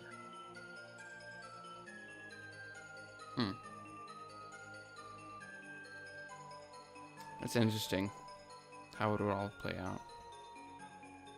And to go that's my word of the day. My word of the day is interesting. Maybe that's what you need to like have the thumbnail be, just like big an interesting flight. Big Comic Sans, just the word interesting underlined and white with bold outlines. Oh boy. Kind of like the Superman logo, so it comes swooping across the screen. Interesting. And people click on it and go, you only said interesting like 8 times. This is not interesting. Oh boy, I've said it more than 8. I've said interesting in every topic. At the start and finish of every topic. And the middle. I'm not subtitling it. I'm just uploading audio. I swear I'm not gonna... I'm on my 4th day working on editing, and it's just... Only Well, 4 minutes into the video. for the record to everybody out there, I think interesting has become a filler word. It's kind of like or uh-huh. Or at least I'm not saying actually a lot. Um, in truth, you have been saying actually quite a bit. No, I recall more interesting than actually. But would have been actually more interesting. I'm talking about the words themselves. I'm not saying it would be interesting if I said actually a lot. So how much time are you actually trying to subtitle for this video? I kind of just like cut the video and subtitle as I go. I haven't like had it all mapped out. I should probably do that. So it wasn't a specific like scene from there. It's just little clips that you're going through. I'm going through the entire thing, and the entire thing is like 2+ hours long, and I also have to subtitle it. But I want to keep as much of it as possible in there. Thank you, Brian, for making it such an entertaining stream and putting my editing life through hell. This sounds more like 5 or 6 10-minute videos. 5 to 6 minute videos to subtitle would be easy. I would have already had it done by now if it was a 5 to 6 minute video. 10 minutes Why don't you'd be you split up into asking. 4 parts and do like 10 minutes at a chunk? Yeah, I could. Did everyone see the gears turn? The smoke was coming from the gears, not from downstairs. Looks under the door and sees smoke seeping out from under there, like, oh. Always filled up with smoke. Yeah, that wouldn't be fun. See, what's happen is you keep talking about this video, kind of like the new Bond film, and it's going to keep getting pushed back and pushed back and pushed back, and now nobody really cares about the Bond film. It's not getting pushed back. It's just it takes a lot of time. I'm not adding stuff to it. I mean, well, yeah, I am. I'm adding subtitles, but that's the only thing. They're not subtitling the entire Bond film. I think you need. Actually, they are. But well, they are, but they hire other people to do it. It's not like one man recorded it, one man did all the stunts, one man edited it, one man added all the CGI. It's not like that. I'm the one man. CGI artist stunt man.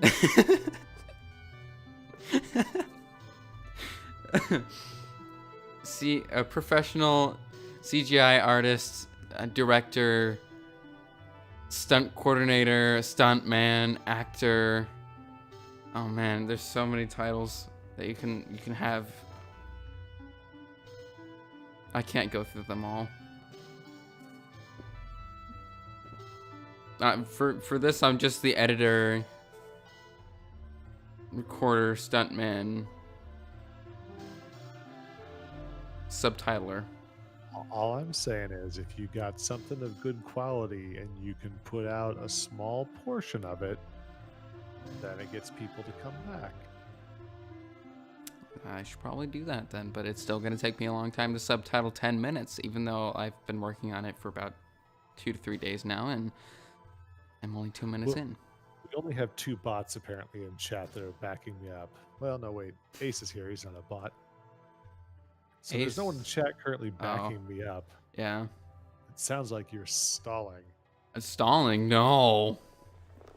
I would never. Doesn't have enough content yet to release even the teaser video. I can release a teaser. I can release a teaser video if I wanted. I think you need to watch Jay's 2 cents. And, what? Okay. And check out Jay when he does his advertisement for iFixit, and you need to incorporate that level of energy. You're asking a lot from me. Hold on, we're gonna see if we can find this.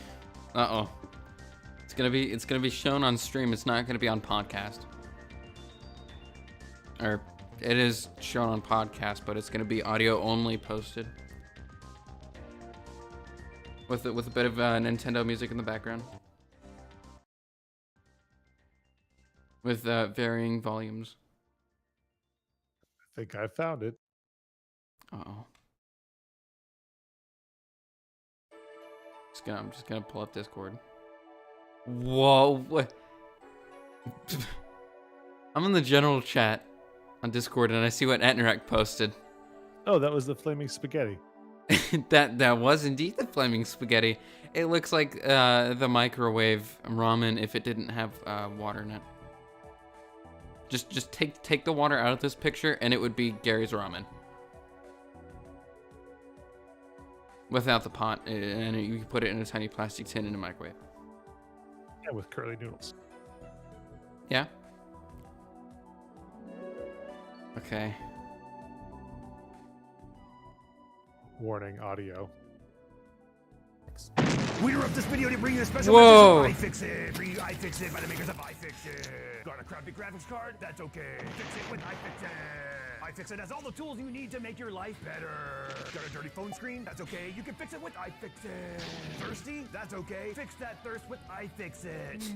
Refreshing. Use iFixit to fix your computer or even just upgrade it. Cool. iFixit can fix anything, even this and this.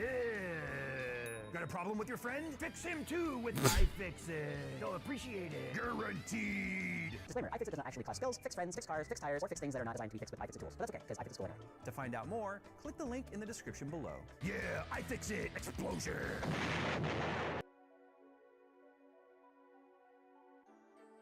Just gonna run that back through to process it. So what I'm saying is, you need more explosions and fire. Oh, I'm not good with After Effects. Just like hunting a ghost. Oh, look, a ghost explodes. Are you talking about that?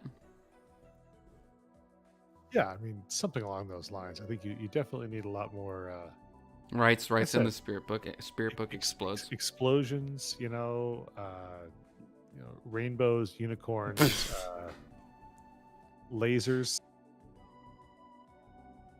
Unicorns with lasers. That's totally fine. Unicorns with lasers holding dubstep guns playing Skrillex. No. We're taking it back to the 2000s. Yeah, I think that would just be the recipe for a headache. No. I mean, that iFixit video right there kind of gave me a bit of a headache, but it's going away now. Well, the best part is of course, that's just in the middle of his regular tech talk where he breaks a commercial and plays that. So he has a new one too, where he's pitching out the different sizes of the iFixit kits. But the thing is, they hire editors for this. It's not a one-man thing. Wow, so many excuses. Excuses? No. I think you need to contract out the post to Gary. He could totally pull this off. Probably set the computer on fire during rendering. From the awesome lasers he would include. Like he would even know how to add them in.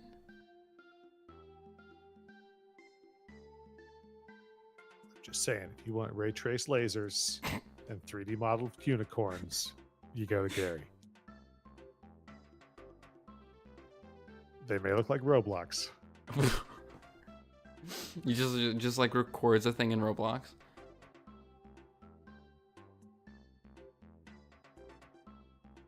He totally would. He would download OBS. He'd figure out how to use it.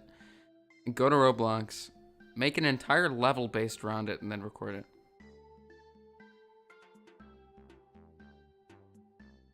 As he says, I don't play Roblox.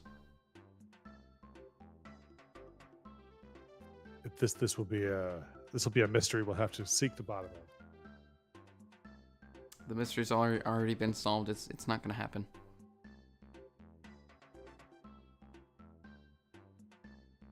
Fair enough. So, what else did you have to talk about this evening on the inaugural pilot episode? I don't know. I mean, we're an hour and 30 in. 39, sorry. No, 40 now.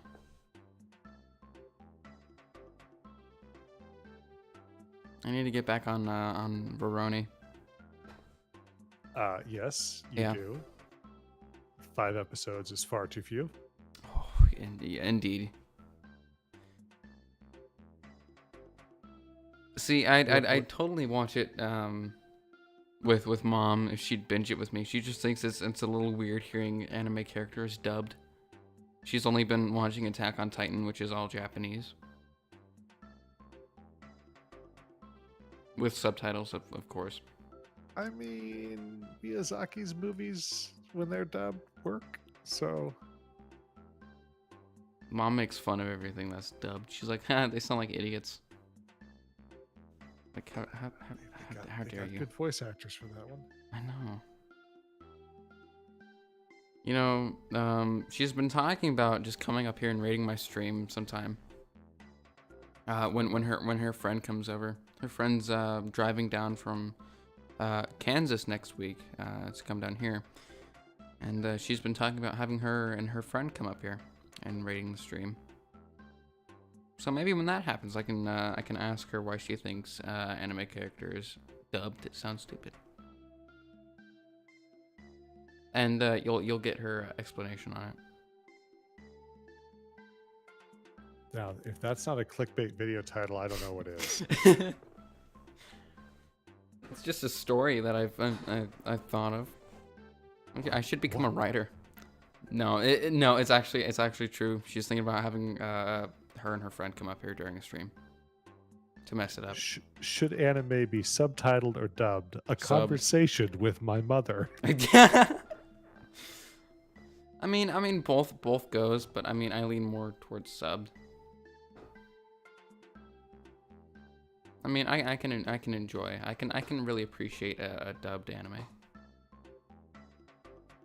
Although, ironically, I will watch major release movies and just have them subtitled.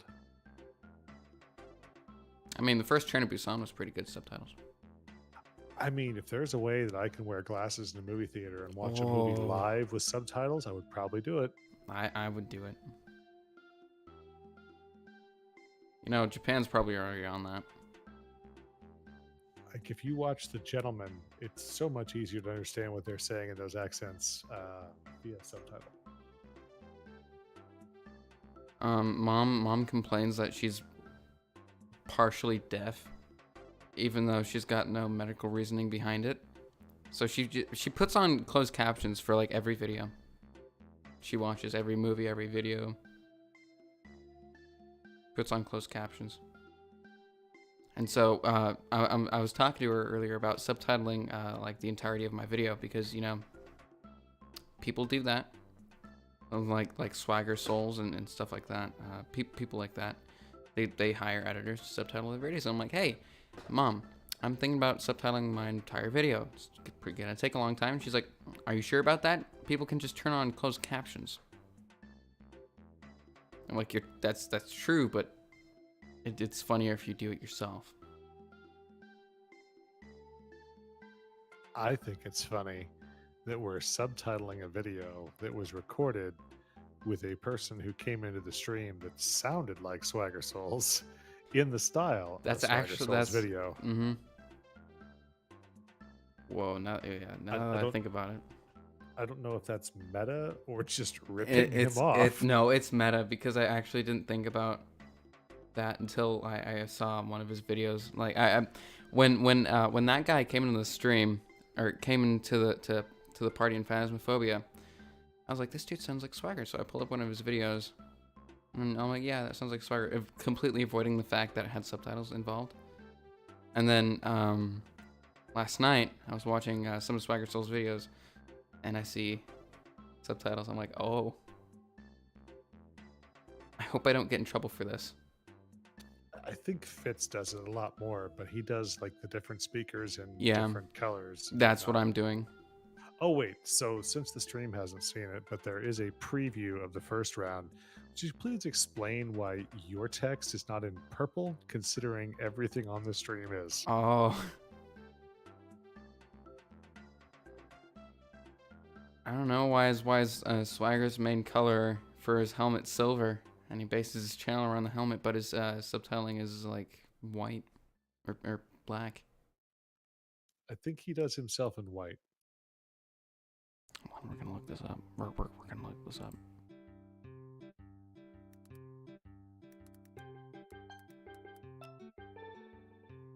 But we're skirting the question. You obviously should be purple. I know.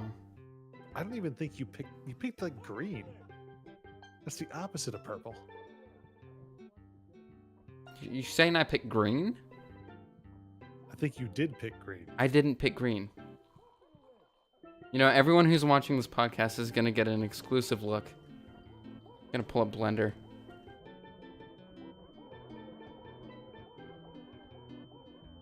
Did you pick blue? No. There's Swagger Souls. You can hear him in the background. Recover last session. Oh, the pain. Only 2 minutes and 34 seconds of the video. Sorry, no, we're actually 2 minutes and 24 seconds of the video.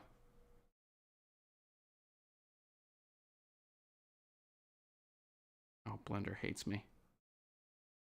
Okay, turn on your Twitch audio. I'm gonna be quiet for this. I'm gonna mute my mic. Hey, everybody, what's going on? Hello, Cuddles. Hey, what's Hey, up? what's going down? Ding. Exactly. That's a big fat ding for me. You sound like a game Wow. show host in a really good way. Wait a minute. Hold on. Come on down. You're the next contestant on Cucking a Demon tonight.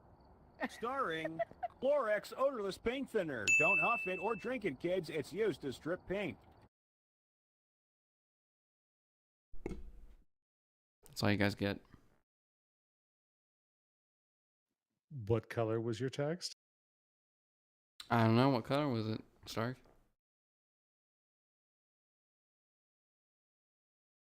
I'm the one asking the question. You should be making the observations since I showed you.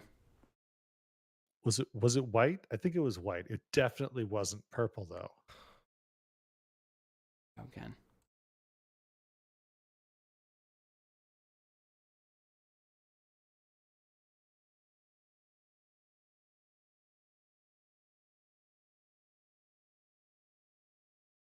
What's that? Teal. I can make quick adjustments. Just look.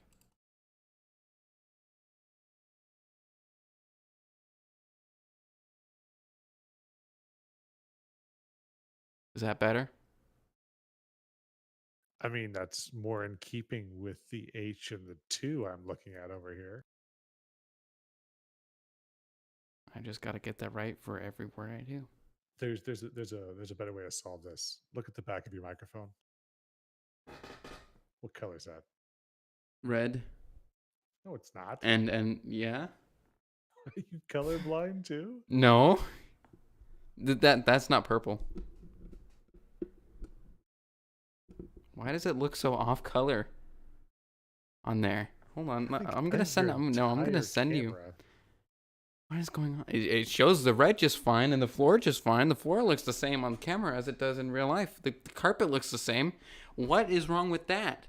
I think we figured out why you look purple.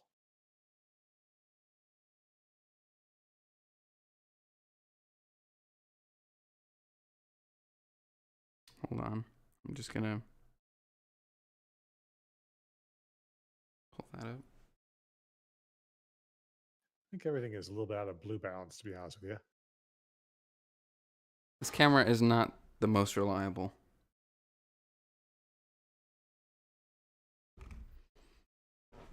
There. Send it over Twitter.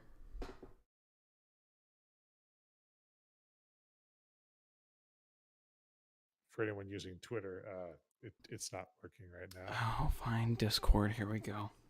No, it just takes a second. Remember, I was getting things 3 days late. Oh, yeah. That's right. Same thing has been going on with my sister. She gets messages like 3 days later. And super early in the morning. After those 3 day periods.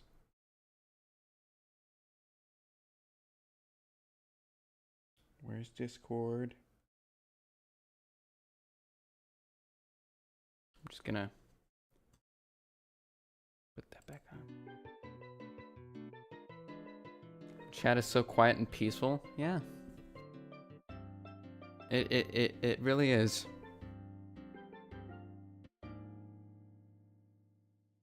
I don't have to listen to him screeching in game about something, which is nice. See, this is why the podcast is a really good idea. It's because we just sit down and talk. We don't yell. No, you guys don't need to talk. I mean, a podcast is about talking to the other person you're podcasting with. I mean, I can take stuff from chat and put it in like what we did with Enric. But chat doesn't need to be like super active during podcast. That's your question. Oh, Stark, that's enough. As he goes silent.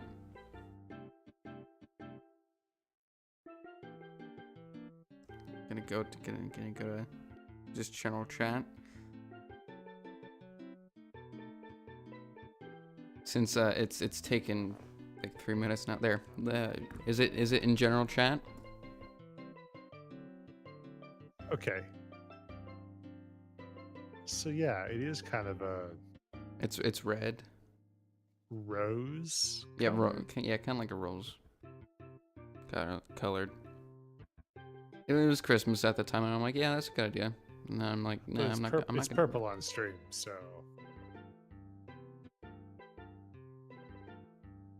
I'm gonna Okay, go back okay. to- I'm gonna go back to It the looks. H2. The H2 in your logo is purple. I know. We didn't have purple vinyl, and the Like store was out of purple vinyl. How are we gonna know who's talking in the subtitle if the colors aren't accurate?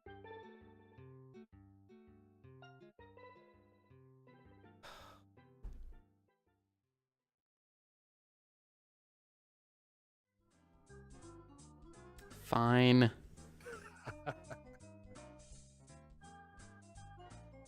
You got a point. I mean, you got to have like your specific Pantone color purple for all your logos. Actually, one logo I have isn't quite purple. Is it the one which one do I have? Oh yeah. Oh wait, never mind. That's kind of purple. It's like a bluish purple. I actually didn't make that myself. It was actually fan art for a logo. Back in November. November feels like forever ago. November feels like 3.4 COVIDs ago. Yes. Ah, yes, indeed.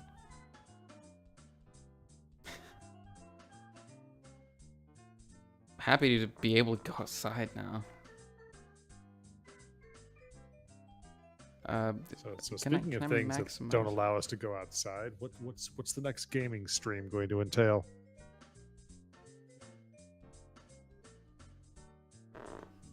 I'm thinking Valheim. And preparing for bone mass. I mean, it's been a week or two. I do think we got to the point where we have a portal to his island. Portal Nope. to the island before his island. Yeah, now I remember. Why did I? Oh, that makes my head hurt. Why? I seem to remember us losing several ships. Oh no, we didn't lose any ships. We lost several ships when we first went to the swamps. And then we purposefully destroyed the long ship after its grand voyage to find bone mass. So only one ship casualty from us. Purposefully destroying it. Didn't someone die and we had to go get things several times? No.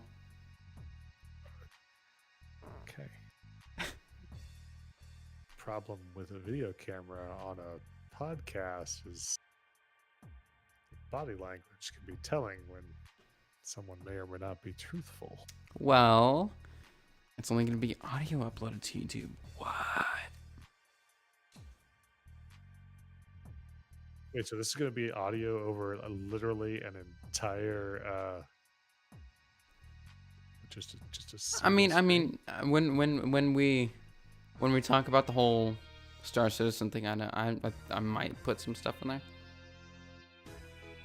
I'll just put the image in the description if people actually want to know. I gotcha. I mean, sounds like a lot of editing. if no, not really.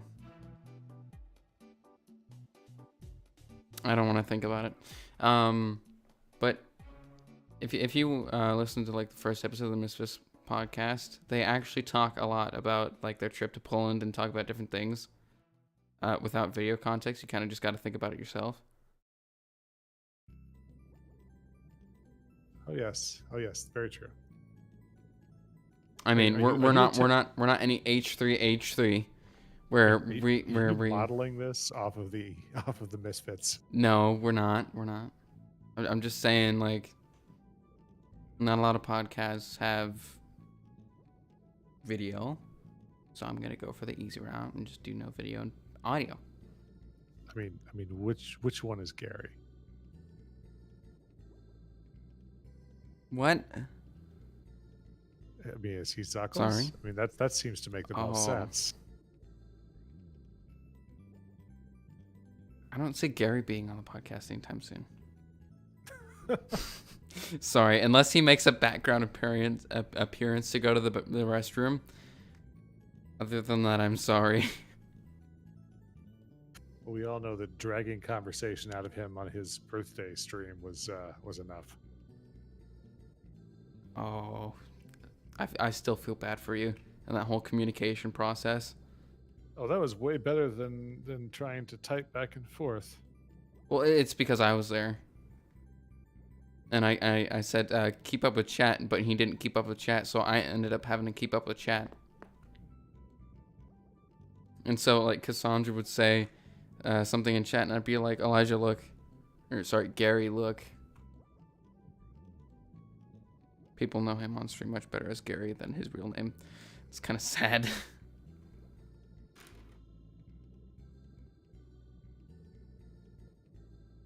For the record, I was told that it was possible my arm might become sore after my COVID injection, and they were accurate. It's just like a flu shot. Your arm gets sore after a flu shot. Yeah, I experienced the flu shot thing several months back. That one took several days to go away. I hope this Ooh. doesn't last as long. Gary is so dramatic whenever he gets a flu shot. He gets the flu shot, comes out crying, and then when he goes to get in the car, he acts like his arm can't move. He's like, he uses his other arm. It's like, it's like the other arm doesn't even exist. It's just, he's got to figure out a way around that arm that got the flu shot. Because he feels like he's dying whenever he moves it. Maybe it hurts. Maybe it hurts a little bit. But still, he acts like his arm is just dead.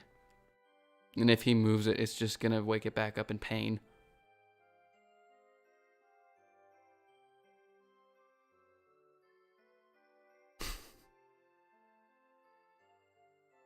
Oh, Gary. Surprised. I'm surprised. It's like Beetlejuice. If you say his name 3 times, he's going to show up. I'm looking at that door. For those of you who are listening to the podcast, I'm looking at my stairwell door that Gary would use to come up here. Hoping he doesn't come up here. He's probably watching the stream right now like, yeah, I can actually do something. I can walk up there and ruin it. He's got all the power in his hands. I mean, It does sound like he's also being kept in a basement, so No, he's being kept downstairs with the other kids. Oh, that sounds really bad. wow.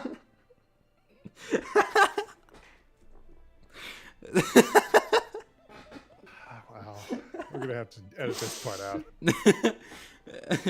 No, if the Misfits can get away doing pot on the podcast, then we can get away with kids in the basement. That's your basement. I don't know what you do with it, but Actually, it's not a basement. It's just the first floor. The South isn't bougie enough to have basements. Even though I'm the most north you can get in Louisiana, I can't have a basement due to flooding. that's what happens when you have a high water table. I miss the north. All you have to worry about is hail and tornadoes. Down here, we got to worry about flooding. And tornadoes and hail. Yeah. Yeah, that tornado that just barely scraped us. What was it, like 2 days ago? Yeah, it was. It started in Texas, came up through pretty much over by Shreveport, which is where I'm over by. And then it went into Arkansas. So it just missed us. Not entirely. I mean, it surprised a few people down there. A few people were definitely surprised. Oh. My mom had every TV on in the house. Didn't matter if she was in the room or not, she had the TV on in that room. Every room that had a TV, she had the TV on. So it was just like an echo throughout the house because of like the 0.1 millisecond latency between TVs. You just stand in the middle of the house and you just hear like TVs from every direction. It's like an announcer at Target or something, or at Home Depot saying like they need help at a register. You hear it everywhere you're at, or everywhere around you. Sorry. So it's like the news anchor was just yelling in your ear because of one piece of hail touched the ground in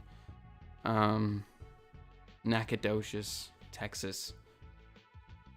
Yes, it's a real place. Just some people are not prepared for wintertime. The South almost died because of winter, or because of like 3 inches of snow.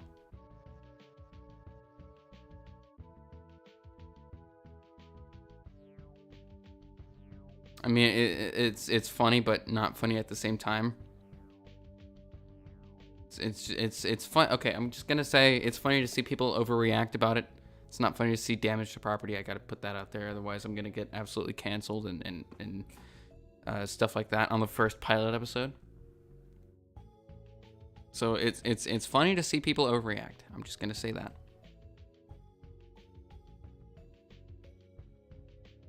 Because anymore, and I'm gonna get canceled. Because I was being hateful. I better stop. Wow, this is going down dark in a hurry. It's not going down dark. I'm just saying I gotta be quiet about it. Because my funny isn't like other people's funnies. Oh no, go down. Oh no, go away. Gary has entered the. Oh, yep. Yeah, I knew it. He's using the restroom. No, I'm going to brush my teeth. You've done this yourself. My toothbrush is up. Go. Just hurry it up.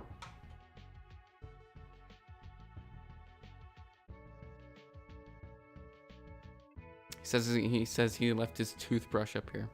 And for those of you who don't know what's going on, I used to share a room with my sibling, Gary, as people know him as. And he recently moved to the lower floor downstairs, not the basement with the other kids. I'm sorry. The first floor, so I have the second floor all myself. And he left everything upstairs other than his bed. So he needs clothes. He comes up here at the earliest time he can get in the morning. Says, I need clothes. And my bed has like drawers on it. And since mom moved out the dressers out of the room, she put them in the drawers. And so he comes up there, wakes me up, says, ugh. Perhaps I can moderate and subtitle this story slightly for chat. For chat? H2 has locked Gary in the basement. No.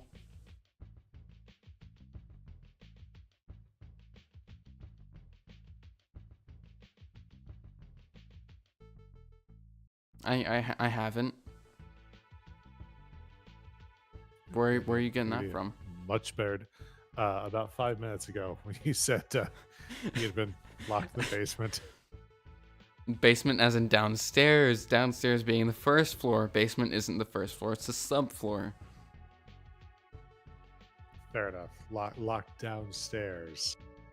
So that he can't come up into my room, which is the second floor. Downstairs having all the kids in it. With an adult. Gotta specify that. Okay, it's sounding worse the more I think about it. I'm just gonna let you dig yourself into this hole. I kidnapped an adult. I'm like...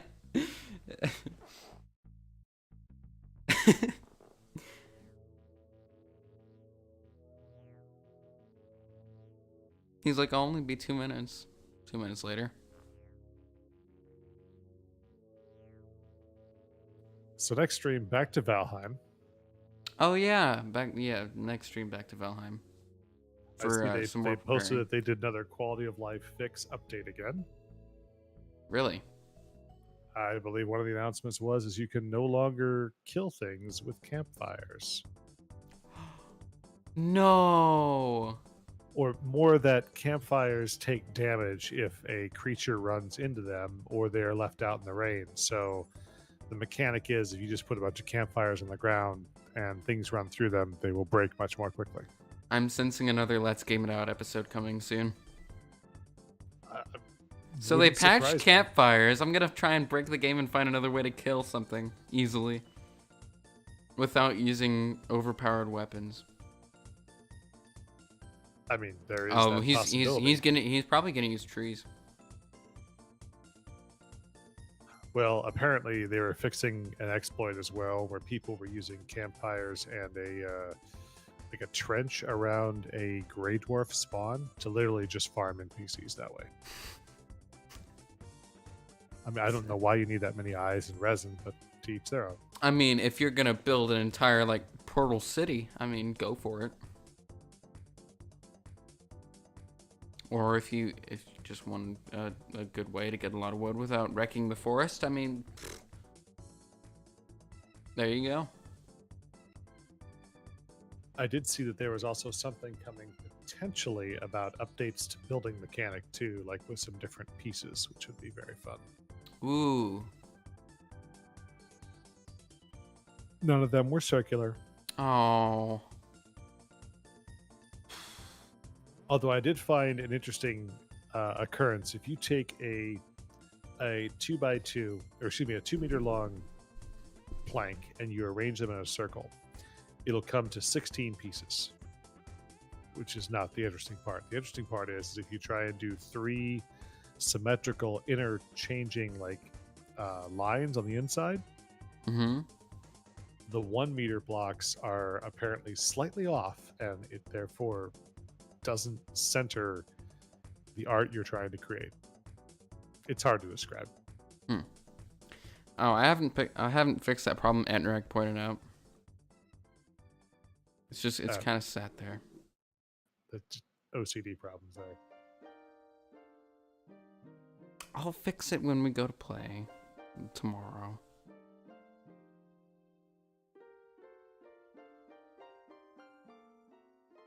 I promise. I promise. I'll fix it. Because I know hellfire is just gonna come from chat. Specifically Etnrek saying, "You haven't fixed that piece." I know. But you said you promised. I know. I'm fixing it now.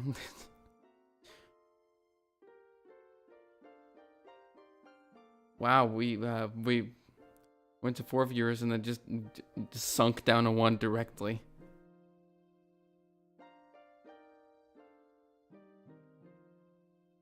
All because I said all because I said hellfire from chat.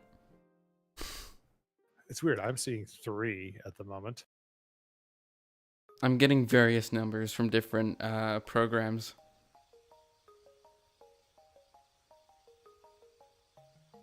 I don't think those chat overlay numbers are accurate. I have no idea. But we're just gonna roll with it. Any number it throws out, that's the number. I'm not worried about it. I mean, it'd be great if it was broken in your favor and you were getting additional views.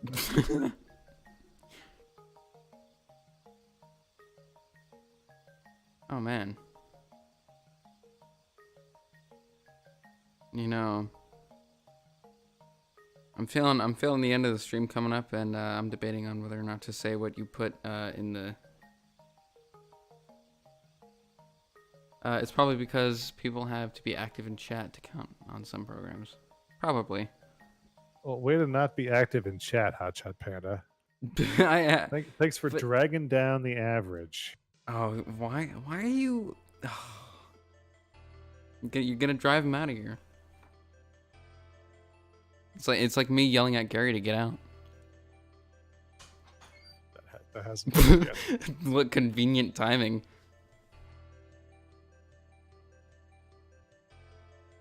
I didn't even have to say anything.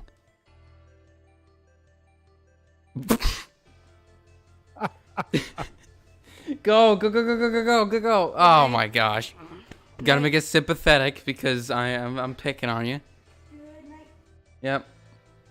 I told you, if you say his name 3 times, this is what happens.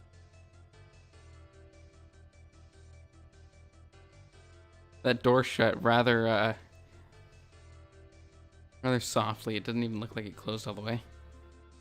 Probably didn't. He's still probably sitting there. It's like you say it's probably gonna happen, and he just peeks his head through like.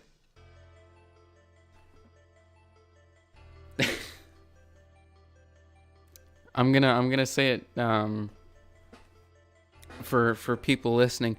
Gary poked his head through the door, waved, and then came over, gave me a hug, and went downstairs to look sympathetic on stream.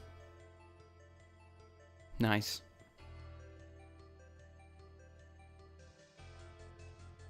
Should I end the podcast now? We're about 2 hours and 13 minutes in. Well, I think you've given it the old college try for an inaugural start here. What do you mean? I mean, you've given a very good effort to the inaugural stream. Yeah. So I'll end it off with what you put in a. Don't drag me into this. No? This is your stream.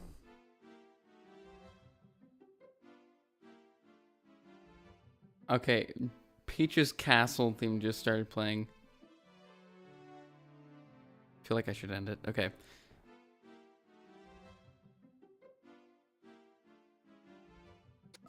We could tee this up by asking, is there going to be a second stream? Yes, there will.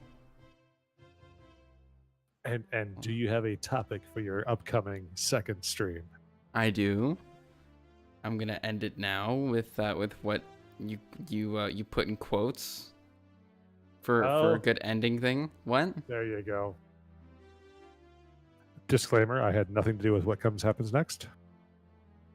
Yeah, it's all me. I just. Okay, I'm just gonna end it. I gotta look at this here. With my horrible eyesight. So I've had a plan I've been thinking about for a while. Some things have been happening on Twitch that I'm not too fond of. In terms of content that's being shown on Twitch. So next time we're taking a flight from Twitch to YouTube. For the next podcast, we will discuss the current state of Twitch and some inappropriate material in just chatting. If you have thoughts or opinions to share, reach out at the link below. See you next time, and goodbye.